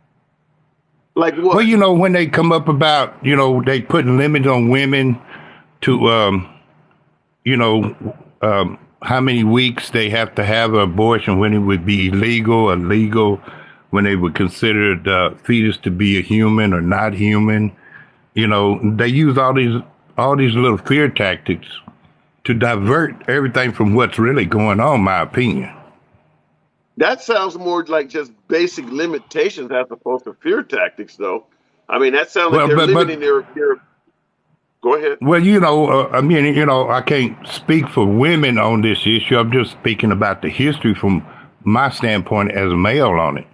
Because I remember this was a big issue when I was a kid, and I was sitting down with my mom and my sisters, and they was talking about it.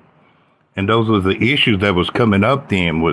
They was talking about when was the child a human or a fetus, and then how many weeks. Okay. Wow. But if you go back, like I said, to the 1800s, after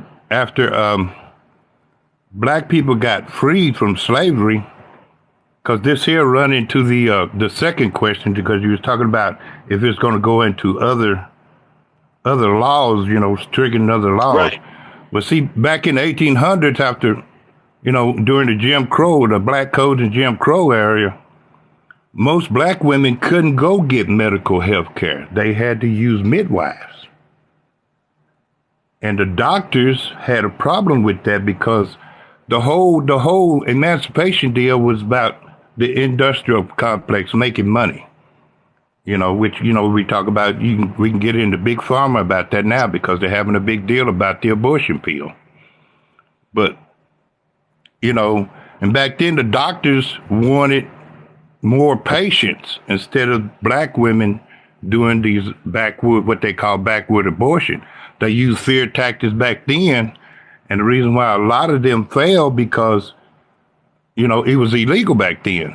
And in order to keep from getting caught, they had to, because you can't stop in the middle of an abortion, because it would create complications. Then you go, you fast forward on up, they start using other fear tactics and saying that, that's when they start talking about the fetus. And this is back, up in about like the 19th century. In the 30s and during the what is that depression, the issue came up again because they wanted. So you definitely think that this could go beyond just rolling back abortion rights, then? Oh yeah. Yeah. The next thing I feel like the next thing that I mean, like, I seen what the guy posted up there about John Carnan and the First and the Brown Board of Education stuff. That's another distraction. See, I was a conservative for 27 years. I stopped after Obama got elected because all the way my conservative friends treated me. The only reason why I was a conservative was because I was in the business. Because conservatives are good for business. I mean, if you look at it, you see how they... I did not expect you to say that. Yeah. Conservatives are about business. You see how Trump, he, made those tax breaks for all the corporations. And, conservatives always been like that. But anyhow, like I was saying, the next thing, because what they want to do, and they're not saying it out loud yet, is because they want to get rid of Obamacare. Actually, they have said that. I mean, didn't Trump? Trump said repeal and replace. Well, that's what I'm saying. That's what the next deal is, and they're going to use this here by turning over weight. Their next move is going after Obamacare, because see, once they got that cleared out, they're going to start. They already been. I live here in Texas. They already almost wiped out all the clinics. And so next thing, I don't know exactly what area they're going to go in. I have to do more research. I'm still doing research on this stuff. But somewhere in that area, the big pharma and all of them going to play a big deal in here. And it's all about making money. That's what it's all about. Well, we all know, regardless of what side of the political aisle you're on, we all know following the money is. Well, I consider myself. I consider myself an independent. Whoever I feel is best suited for the job in the office, I vote for them. Okay, let me ask you this: the last two elections, presidential elections, 2020 and 2016, if you don't mind, who did you support? I only voted once. I voted for second term of Obama just to piss off my friends even more, because I didn't vote the first. Okay. They were running in my face, man. Screaming at me, "You voted for Obama?" I said, "Man, I'm a Republican. I didn't vote for Obama. I didn't vote for nobody." And boy, so I mean that's when I left the party, because the party, I mean, they started going downhill since then. Because Obama, he triggered this whole deal.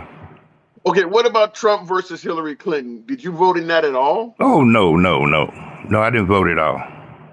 Hillary Clinton, Trump versus President Biden. Did you vote in that one at all? Yes, I did. I voted for Biden. Okay, so you've made the transition all the way over then. Well, no, I'm just independent. Okay, all right.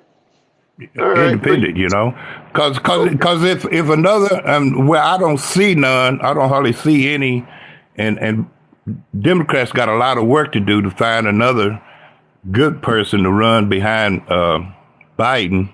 He's doing a good job. He got things back in order pretty much. Okay. But Republicans, man, You think? Republicans got Let to do me a ask lot of you work. this. So, A, B, C, D, or F, what letter grade would you give Biden? You said he's doing a good job. Yeah, he did a good job getting things back in order. So I would give him a good C plus. That's not well. I mean, the C plus is essentially average, but um, getting things back in order. You know, the economy's gotten worse since he's been in office. Well, I mean, you have to stop looking at all the stuff that Trump did, you know, and the Yeah, reason but why the it's gotten company. okay.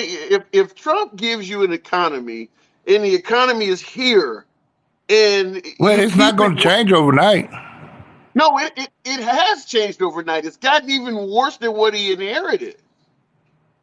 Yeah, that's true. You know, I mean, same way when Obama inherited, the Republicans did everything, and see, most of these things you look at, the Republicans are doing is trying to make Biden look like he's failing. Well, let me ask you Like, this. Biden has been in office for 2 years. At what point does the economy become his? well, yeah, I mean, he does definitely need to do more, because right now he looks like he's just doing the photo op himself. Okay, and you giving him a C plus? Yeah. Well, he got Okay, things back in order. I mean, things would have been worse if Trump was still in there. You think things are bad now? They would have been a whole lot worse. all right. Okay, That's why I I mean, I give him the can't C speak. plus. Okay, I can't speak on what will happen with Trump in office, but I don't. To me, your C plus sounds higher than what you're suggesting he actually is doing. But I see some Rainey said in the comments. I see somebody else agrees with you. Okay, well, listen, man, I got to move it on. I got other folks in here, but Yeah, you okay, definitely but been you a know pleasure. that's the way I'm looking at it, the history way, and I really appreciate you bringing me on. But like I said, I think this is going to go toward the medical. The next thing that's going to open up is going to be in the medical field, Obamacare, Medicaid. It's going to be something along that line. Okay, but you do agree it's going to be something else. It ain't going to stop at LGBT rights.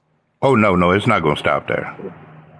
Okay, No. all right. You're yet another caller that say everybody I've had has agreed with you. So just different fields, but I appreciate it, man. I got to go.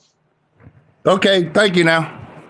Absolutely, such a pleasure. Once again, Like I said, I started the program out pointing to the belief that this is not going to stop with rolling back Roe v. Wade.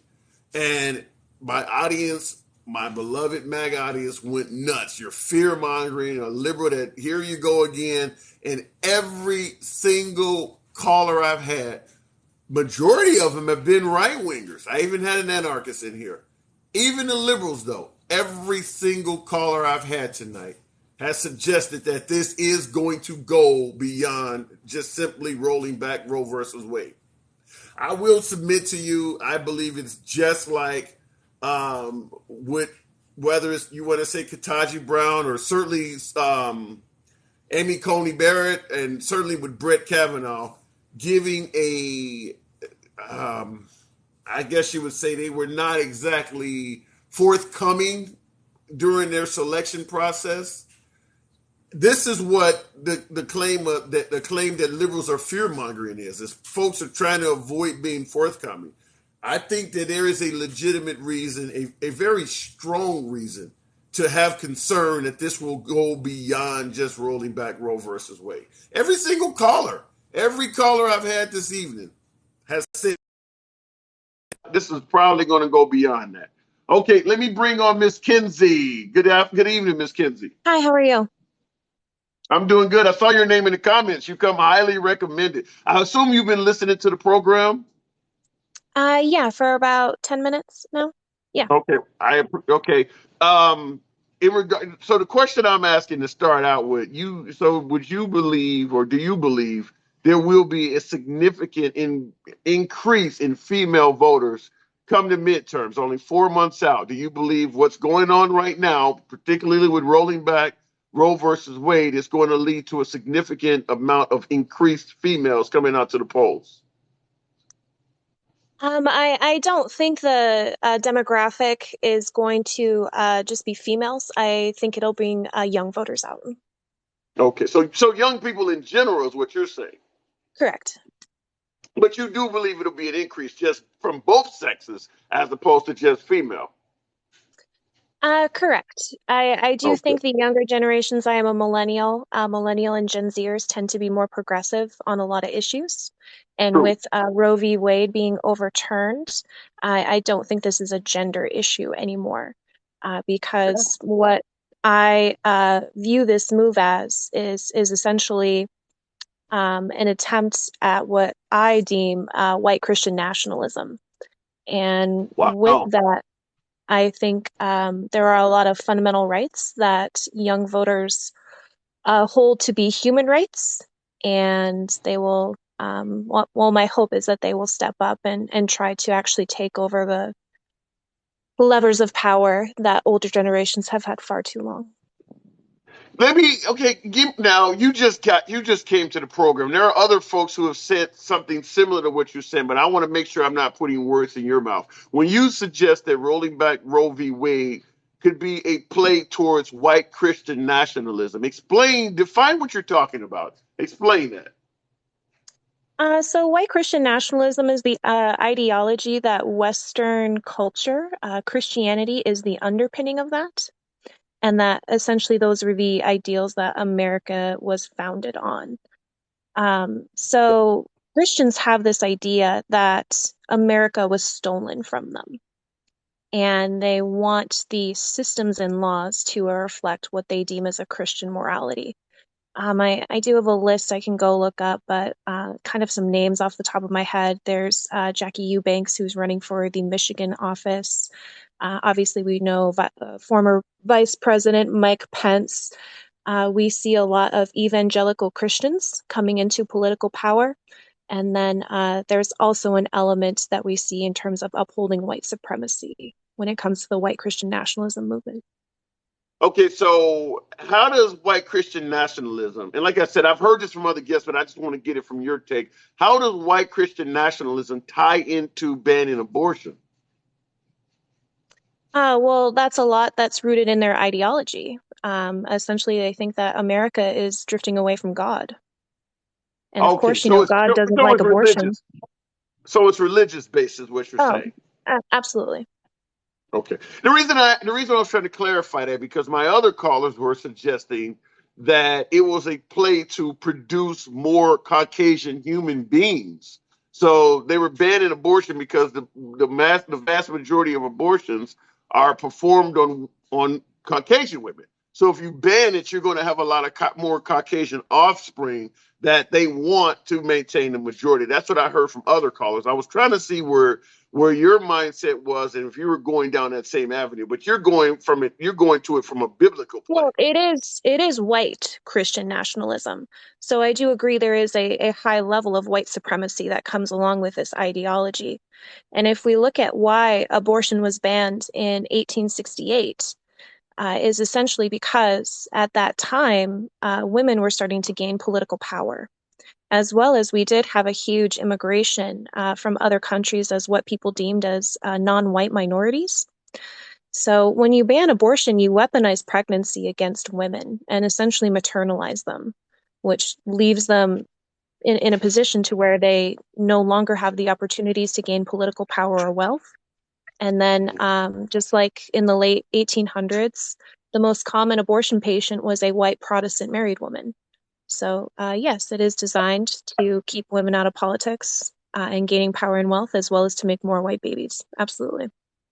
Wow. Okay, and that's similar to what I've been hearing. By the way, folks in the audience with over 500 that's in here, if you guys could help me get the 30,000 likes, certainly it tends to bring more MAGA. But there's a lot of liberals in here, and they're welcome too. But I ask that you tap your screen, get me up to 30,000 likes. You know how it works every evening. You guys have been awesome.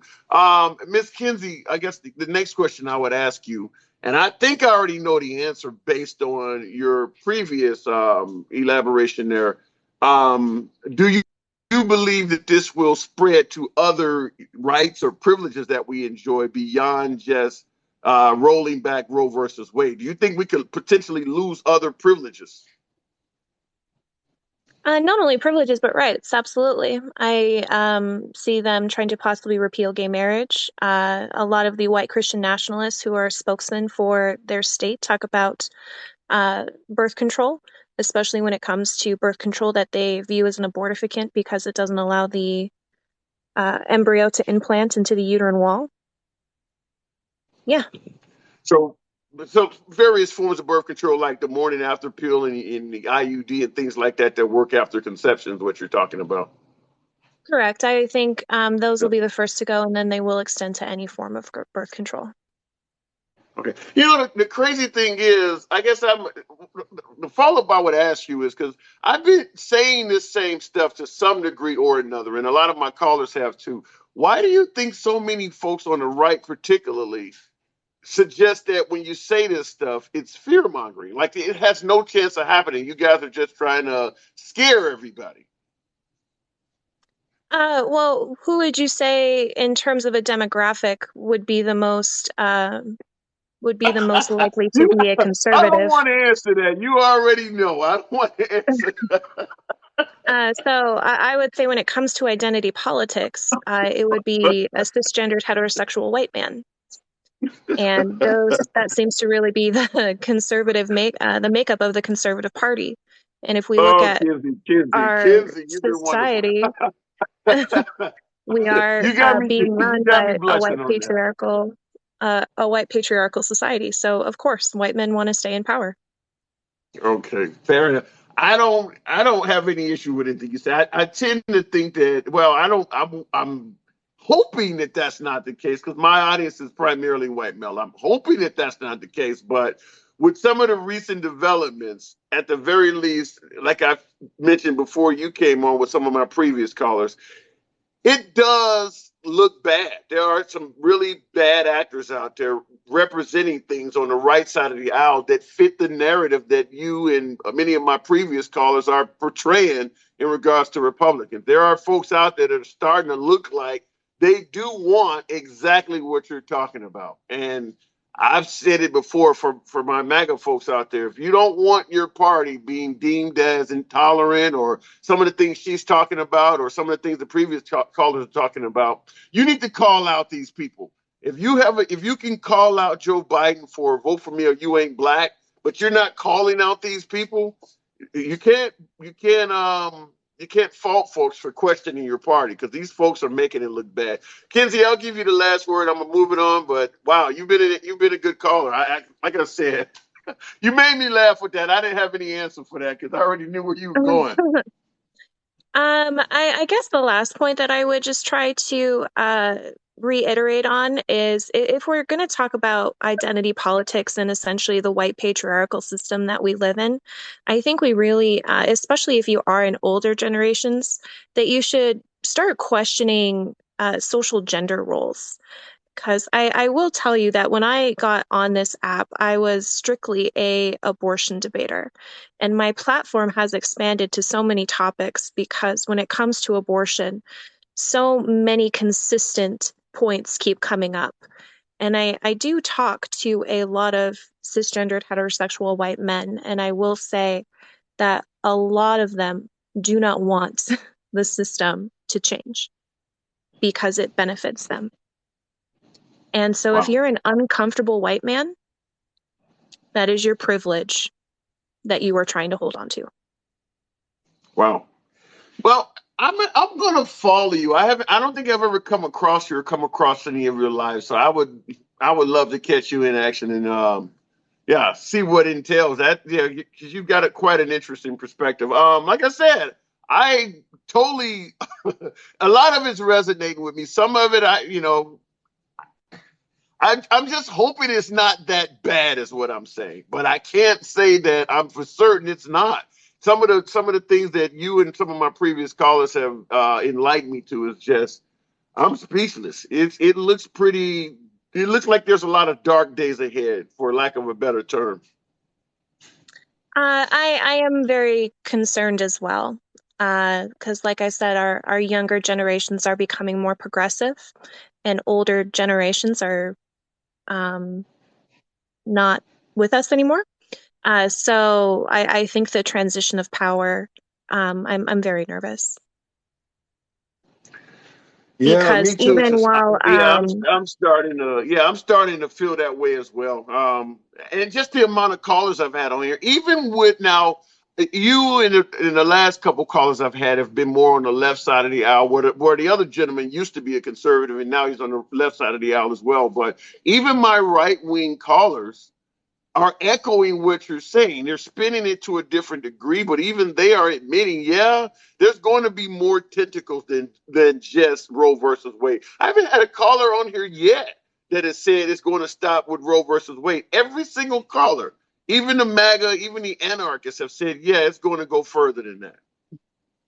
well, I mean that scares me and kind of I'm glad there is some honesty, because that's not something we typically see from conservatives, but it concerns me that they recognize it and they don't change their ideologies. Um, when there was one other point that I wanted to make, and now I can't remember. Well, Oh, you made when some we powerful ones already. Go when ahead. we look at Biden, Biden represents himself as a Democrat, and honestly, Biden, if anything, is a moderate conservative. When it comes to his policies, he has essentially extended the same policies that Trump put in place when it comes to foreign policy. A majority of his progressive promises that he made he hasn't really upheld. While I do admit he's made effort in some lanes, when it comes to, obviously getting things passed through Congress, he's been kind of blockaded. But I really hope an aggressive progressive gets into Well, office, what because about, we need to.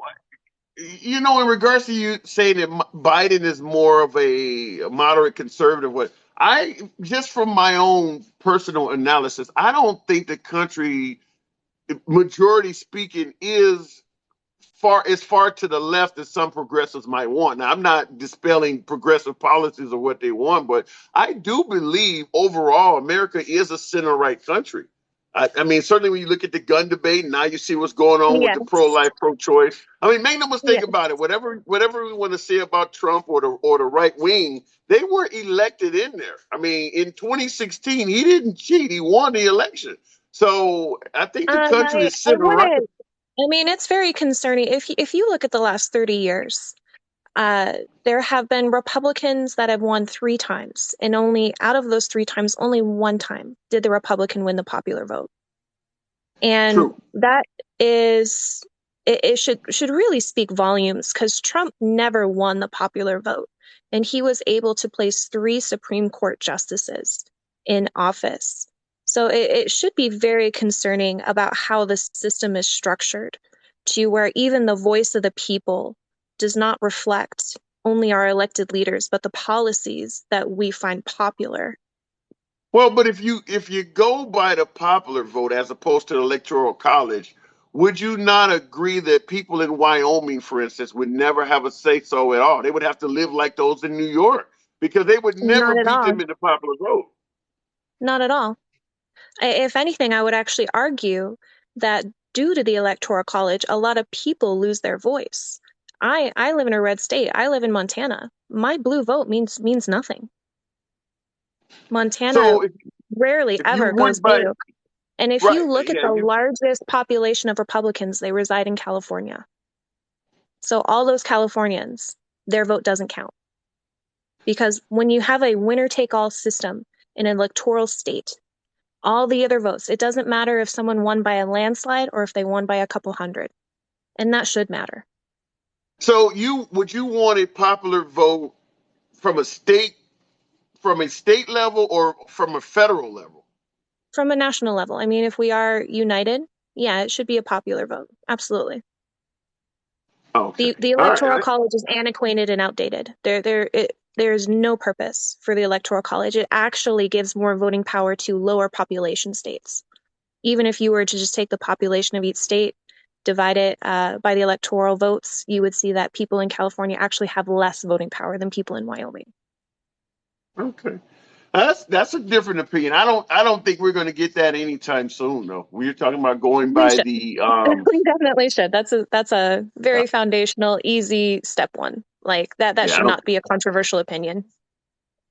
I'd be curious to see how that would work. I understand the points you're making, but I don't know if I'm in that camp yet because you're saying it weakens power. It weakens the power of every voter, but I'd have to really sit down and I'm think saying about that one. it disproportionately puts power into certain states and not others. Did you know that 95% of campaign spending is spent in 11 states? Give me those 11 states. I'd have to go to my computer and look it up. So I know we have other callers, but if you got Because some no, time, I can. fair enough. We can definitely talk again. But the reason I asked that is because I wanted to find out where those states where the population was extremely heavy. That's why I was going Well, to ask that. But it's not the population. It's because those are swing states.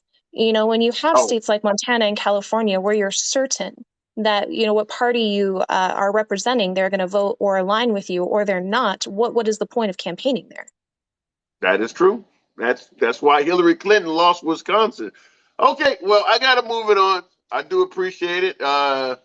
Wow, I don't know. Some of you guys are really opening my mind up on some of this. But yeah, anytime you can come on back, I'm going to follow you because I do Thank want to you. see your live. I'd be curious to see that. Yeah, if you are curious, I do post some debate clips on my channel. So Okay, well, you definitely gained a follower. I will be speaking to thank you in you. the future. Appreciate it. I You have a good appreciate it. evening. Thank you for having me. You too. You too, Miss. Okay, looking at the comment, looking at Wolverine. Now I know we're going from right. We're going from left to right with Wolverine. I always no Wolverine isn't as far right as I'm indicating, but he certainly is more further to the right than my last caller. Good afternoon or good evening, Wolverine. How are you? Just an old white man here, just out to kill babies and suppress the black people today. How you doing? Oh my God. I'm listening to you. I'll just leave it at that. I'll say that I'm listening to you. So Well, you've been listening to the program, I take it. yeah, we got a bunch of hateful women talking about the evil white man all of a sudden. And I just wanted to say, I'm white and I'm a man and I'm out here suppressing black Uh-huh. people and killing babies today. Just want to let y'all all know it's all good over here in the white neighborhood. Okay, let's not get you banned. Let's not get you banned. Let me ask you this question though. I'm not even going to ask you the first question, but I'm going to ask you the second question. Do you believe that this may ultimately expand beyond just simply rolling back Roe versus Wade? Well, do you think that uh, gun regulation is simply going to stop now that they've got their little, their little tentacles in? Do you think that's going to stop? No, and I made a video about that, and I've compared the abortion ban to the attempt to limit the AR-15, and I've said it several times that both sides are telling you a lie.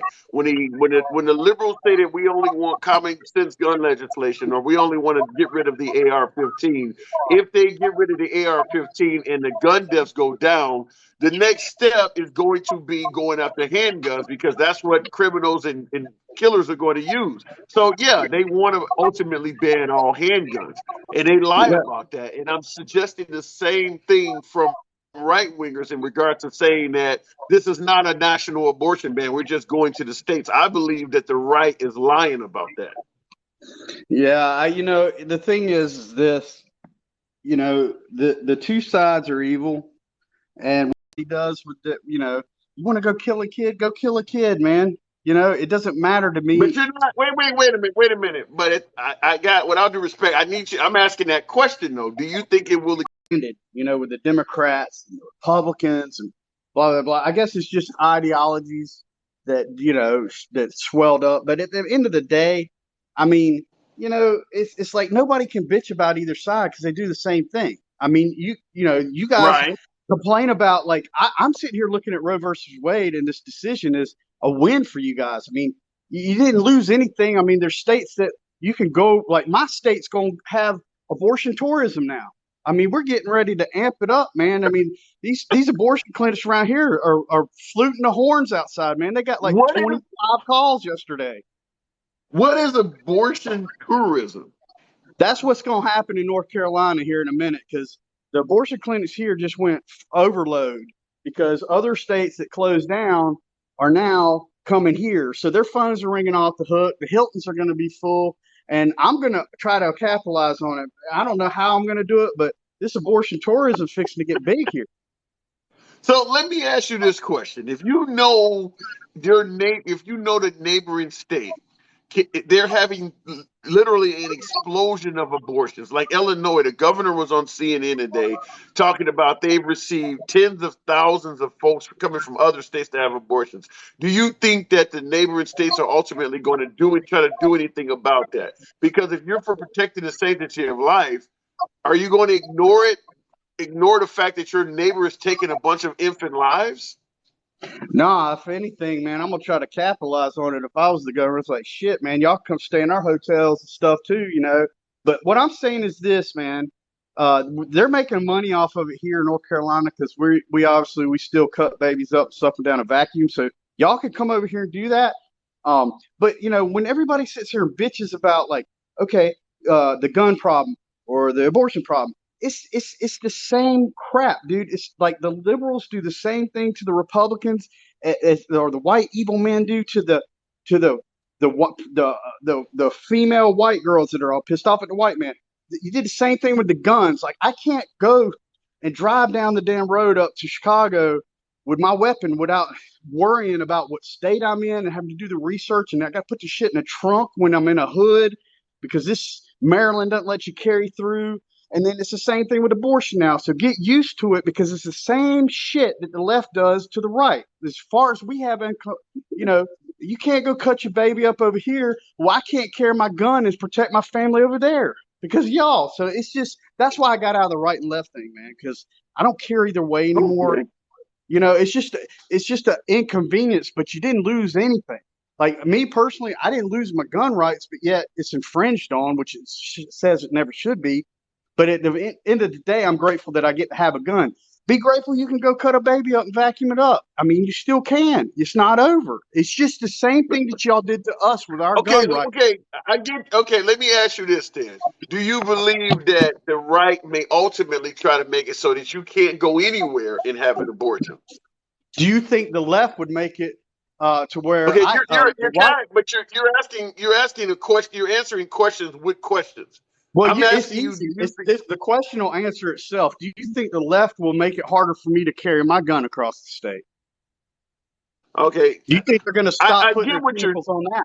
It's just the So nature in of the other words, beast. the answer to my question you're suggesting is yes. They're all the same, bro. The left and the right, they're all the Okay. same. They got the money guys in there that are going to push the agenda, and of course they're going to work on trying to take more gun rights, and the other side's going to take more of putting their tentacles in of stopping killing babies. Me personally, you know, I don't see nothing wrong with stopping killing a baby. You know what I'm saying? And telling somebody to be responsible with their genitalia. But you know, these people they don't understand that. Me personally, I see the bigger problem is trying to take my weapon away where I can't, you know, defend my family. Well, people are using your weapons to kill babies too. Well, I don't, you know, that's a It's person happening. problem. That's a Well, person it's a problem. That's baby not a losing. gun problem. A baby getting killed is a baby getting killed. Doesn't matter whose No, problem no, it no, is. no, If no, the no, no, baby no, no, dies, no, the no, no, baby no. dies. No, somebody doing a heinous crime, okay, out of a sick brain using a tool. It's not a gun's problem. It's a mental problem. I don't care that gun. I can lay that gun on the floor, and that gun, I promise you, if I don't touch it, it's never gonna kill anybody. It's gonna take a Well, I mind to can come in there and lay. pick it up. Okay, well, based on your argument, I could lay a bag of heroin on the floor, and if you don't touch it, it's never going to kill anybody. Should heroin be legal? Hey, you know, me personally, I don't care if it is. No, I You know, didn't. I I don't. didn't ask if you care. I said, should it be legal? Yeah, it doesn't matter to me. I think all drugs should be illegal. What I think the problem with the big problem with the USA is they number one, all these drugs are natural. Like you got the cocaine, you got the weed. The weed has sit here. The weed went illegal because of money and pharmaceuticals, right? The Industrial Revolution came along. They figured out how to top hemp quicker than manufacturing trees. As soon as that happened, the lobbyists that had all their money in the trees and all the big wigs that had their money in the pharmaceuticals saw the hemp coming up and the topping of it with the mechanical revolution and put out a smear campaign and got it gone, right? But this is a Right. medicinal proven product that helps people. There's no deaths from it, right? I don't mind if that's legal. And matter of fact, I would rather have that than go down to buy a damn thing of aspirin. I would rather smoke a damn joint. Okay. The other thing is cocaine, natural painkiller. You know what I'm saying? I would rather have that than have to go down here and get an opioid from a doctor. I'd rather have a little bit of powder in here and sprinkle it on something or snort it up when I'm feeling bad. But I don't have the rights. They're taking the natural remedies, the natural gifts of earth, and making them illegal. And I don't think, heroin's a little bit different. I mean, you got to cook it up and, it's a process to it. It's not as natural as other things. Same with Coke. Well, I'm just simply saying, if you're going I by don't the think it should be. argument, Honestly, I don't think it should be. I don't think it should be. I that's don't all think, I'm saying. yeah, I Okay. don't think it All should be, right. but I don't think people should be out there cooking up meth in their bathtubs. And, it serves really no purpose. Medicinally, I would say cocaine, marijuana, maybe opium, some stuff like that. It's more natural and more medicinal. I don't see a problem with it. A bunch of cooked up meth is dangerous. Yeah, the process is a dangerous. Starts fires, blows up people. Nah, I'm not much into that. But at the end of the day, I want less government overreach overall. If I could get heroin made non or not legal or legal or whatever, I would say the more laws that we can get off our backs and the government's foot off our neck, the better. You know what I mean? I mean, the All right. problem with the Well, country right now is, you actually, I'm looking at the comments while you're talking, and yeah, you're resonating with the crowd, man. I will say that. But look, I gotta move it on. You know how it works, man. I gotta move I the know, program man, on. and hey, this, Wolverine loves you. Take care. Keep doing what you're doing. Absolutely a pleasure, as always, man. Catch you on the next one. Okay, I'm going to go to one more call. Unfortunately, I got to wrap it up for the evening. I got to go to bed, got to go to work. You know how it works, just like everybody else. But Esmond, got one more caller says, I wish I could get on. Mighty Mike 88, you got to get in the box. If you can, you absolutely will be brought on. Tasman, good evening. How are you doing, sir? So, hey, I'm I'm doing coming good. to you. I'm coming to you from a boomer, ex-conservative Okay. personality. I need you to understand these things.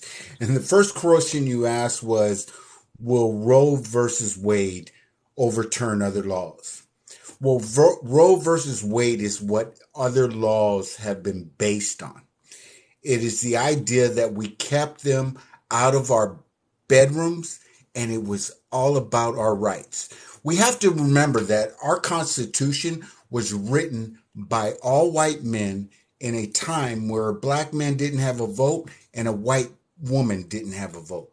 We have been following this procedure for so long.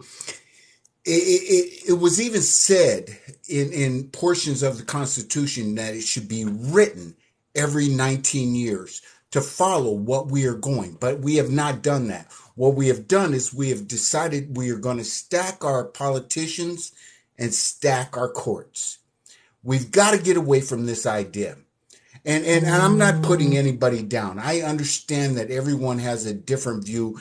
The last gentleman stated the idea he wants to know where the left and the right came from. It comes from the idea of conservative versus those who think liberally. When you say liberal, everyone thinks that you're thinking all over the place. Actually, no, we have a focus in the idea that everyone has a right to function in this country the way they should be allowed to function. As long as they're not hurting another person, as long as they're not killing another person, as long as they're not putting another person down, they should be able to function that way. And I'm hearing all the arguments. I heard the oil prices and I having been on this planet for as long as I have, I assure you that every party is screwed up in the aspect of the oil industry. We have all seen it. So, We have all dealt so with I it. mean, I don't want to get too far off topic, but so what you're saying is that this could indeed spread beyond just rolling back Roe versus Wade. Absolutely. Absolutely. What What do you think if you had to give your if you had to speculate? And that's what we have folks on here for, is giving you what you think your honest opinion is. But if you had to speculate, what do you think would be probably most likely to be next coming down the pike? Something that we already currently enjoy, a privilege, a right, or something that we could probably expect it would be next that they would roll back. Clarence Thomas has already made it clear. The next one that's going to come is for contraceptive and gay rights. So Well, how? First of all, my question is, why do I care? And I'm a straight male, but why do I care what another person does with their life and with their body? Contraceptives. Why should I not be giving another person the right to not want to have kids? Our Constitution, and I say this over and over and over again, was written by men who did not want religion involved in it. They stated that religion should not have any part in our government. But now we have a situation where our Supreme Court is showing their religious faces versus their political, and why they shouldn't even be showing their political faces. It's all supposed to be based on the Constitution, but are they really following what the forefathers were looking for? Now, you know having something, from an African American standpoint, I don't know what the hell the founding fathers wanted. I know it didn't include me, so I it don't even didn't know what it to look didn't at. include us. It didn't include Right. us. It didn't include us in any way, shape, or form. One of the things I point out to people is our history has been erased. That we have to. I'm a Buffalo Soldier. I'm a motorcyclist that I put the history of the Buffalo Soldiers out there.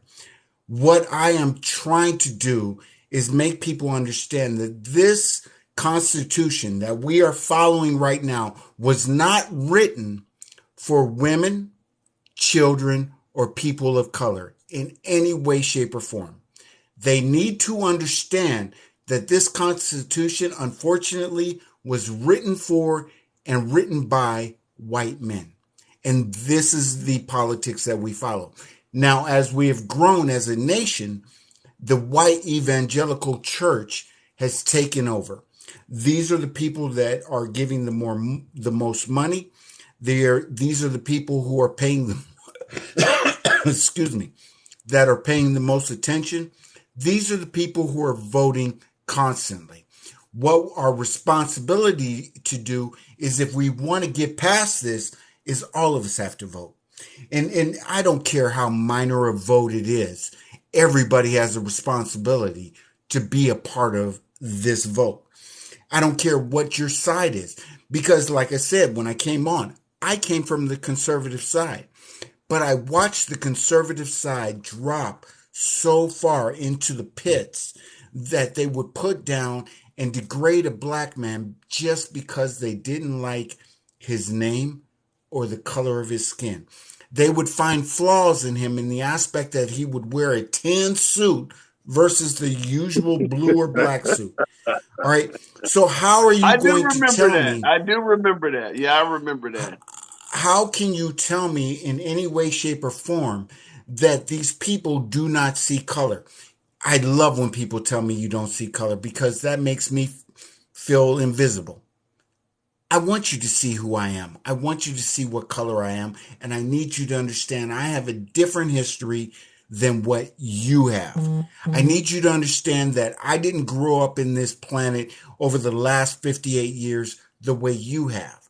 I need you to see that we all came up differently, and all I'm looking for is respect for everybody. When I can respect my brothers and sisters and those other people around me, that's how I want to function. I'm not going to put you down. And one of the things, and I know you don't follow me, but I was put on to your live here. Somebody turned me on to it. One of the things I have to remind people all the time, I'm a black man who was raised by a white father, who was adopted and raised by a white father. I was 13 years old or 12 years old when he came into my life. He adopted me when I was 21 years old. And I need you to Okay. understand, I will never put down a white man for being white. However, I will put you down for being a racist all day, every day. And I'm not going to sit here and try to think that I've lived this life perfectly, because I have not. None of us have. But we all have a responsibility, if we're going to complain about it, is to vote, and vote the way that you think it should be. Right now, we are watching a Supreme Court who was put into place by the least voted people. But because of the electoral votes, he won. And I'm going to give him that. Yeah. You know what? You won. The electoral vote is broken. We're going to have to find other ways to fix it. But the idea that But wait, now, let me interrupt you, because somebody in the comments, I want you to respond to this. Somebody is basically saying, this is Bionic Man Keith is saying that your statements are indicating that only white men are racist. How would you respond to that? all right, so this is the argument from the other side. Anytime a white person says that I'm racist, what control do I have on your life? Can I change No, the that could, laws? well, you can, well, and see, I've heard that before. Let me just say this from an African American standpoint, we don't have as much power as whites in this country, but you can cause harm to white people. I mean, you I may can have a, so here's an analogy I used just recently. All right, I'm a coffee drinker. Okay, I believe that people who drink coffee are good people. People who drink tea are weak and they are ineffective. Okay, okay. because I'm a coffee drinker, because I'm a coffee drinker, I have a prejudice. Hear me out. A I'm listening. prejudice against tea drinkers. Okay. However, I can't change anything about tea. As coffee drinkers, we can't restrict your tea intake. We can't restrict what kind of tea you drink. We Okay, can't restrict even how I the get the coffee you point. drink. Yeah, I get the point you're making. I don't know if I agree with it. And that point is that we cannot I guess we cannot interfere with their lives in the way they can interfere with our lives.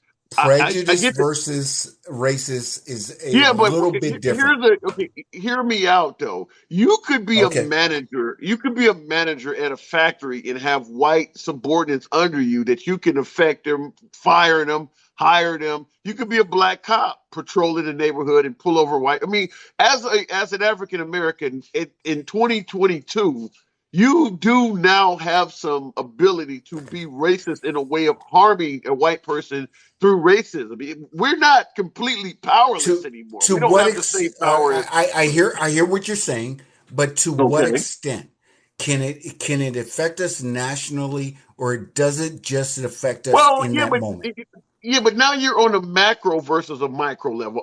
From a macro standpoint, yeah, the black race as a whole cannot do a lot of damage to the white race as a whole. I agree with that. But I'm talking about individually. You have some powers individually. There are plenty of African Americans individually. Let's say Oprah Winfrey. How many white people do she employ? Or Tyler Perry? There are plenty of folks out there that can do. I'm just going against the argument that black people are so powerless that it's impossible for them to be racist. I don't buy into that. That's what I'm You saying. know what? you know what? I have to give you that. I have to give you that space. There are going to be those of us who have that power and will remote it. But I want to explain to you that others the most of them who have that power, I want you to look at which way they tend to lean. And I'm not and when I say lean, I'm not talking Republican versus Democrat. I'm talking conservative versus a liberal view. I need you to understand that we have fallen into this whole party issue. This whole idea that one party is better than another. Do you think, as a man living in California, somehow I am okay with the shit that Nancy Pelosi does? Hell no. Not if you're Okay. conservative. Right. No, I Well, agree with that. do you understand what I'm saying? I'm Yeah. just trying to say that I do not have to see everyone's views the same way. But the idea of racism as a whole, I'm talking in small places. Yeah, it can happen. In small generations, it can happen. I'm not going to sit here and pretend like it can't. There are black people out there who absolutely hate white people. They do. But when it boils But down I get into on a the political yeah, system, it's a yeah. prejudice. Okay. Like for instance, I'll tell you where I'm from, Chicago. The politics in Chicago is dominated by African Americans, from the mayor down to the alderman. That entire political sphere in Chicago is dominated by African Americans. So if you were a white resident of Chicago and you wanted to get engaged in politics at the city level, there's plenty of room for them to be racist to you. Oh That's what yeah, I'm. oh That's the yeah. point I'm trying to make. I hear what you're saying. I do understand that. I do understand that. On the micro side of it, yes, we have that space. But Okay. because somebody calls you overall, or somebody points you out for on a whole for a society, we don't have that power. Unfortunately, I wish I could tell you that we had that power, but we are not the percentage in this country that they want to believe that we are. All Does that right, make and sense? that's a fair point. I do agree that when it comes to looking at who has the most power to implement this type of stuff, yeah, I mean they represent a majority of the population and they So, have most of the power, so they so do have more of an ability. somebody just in the comment section previous to this said, "Just say I hate white people." I can't say I can't say I hate white people. I can't say that I hate white Oh my people. God! My father is a white man. The I've been married to a white woman. How do you think that somehow that I could hate anybody? The idea that I would speak out and for my people makes you think that I could hate white people. That is a prejudice versus a racist. Come on. Fair enough. All right, well I got to move it on, man. You know how it works. Getting late in the evening. I appreciate you coming through. Send me your okay, because I can't see your name and you got a lot of letters down there. I would like to hear your live. It's I heard you just say you was live. Tasman. Tasman is me. Thank you. Thank you Oh, for your okay. time. I appreciate All your right. time. All right. You have a good evening, man. Okay, Tasman.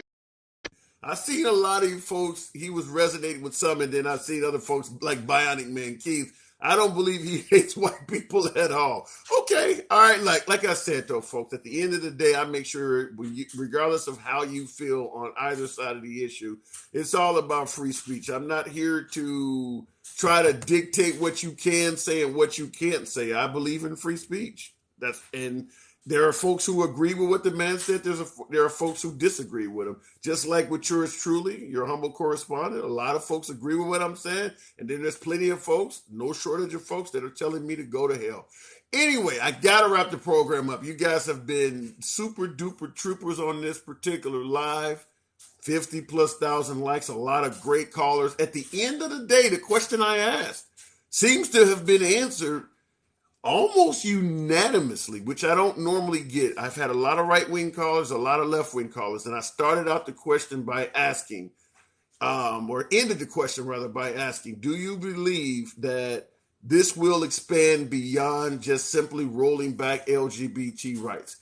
I had MAGA folks, I had independents, conservative, converts, liberals, progressives, and plenty of MAGA. Every single caller indicated that this could roll beyond just rolling back Roe versus Wade. That's you for you guys who are riding with the program, and all my programs. This is meaningless, and I'm sure none of you guys are going to entertain this, but I do archive my programs on the Handsome Liberal on YouTube. So if you want to hear something, this whole program in its entirety is saved on YouTube under the Handsome Liberal on the same name it is here. You see the way the program is titled, that same title will be what it's saved under. But yeah, every single caller, every one of them, suggested that this is likely to go beyond just rolling back Roe v. Wade. That is scary because the number one question we have to ask is, what is next? All right, folks, it's your boy Tim, the Handsome Liberal. I got to wrap it up. I'll catch you guys tomorrow.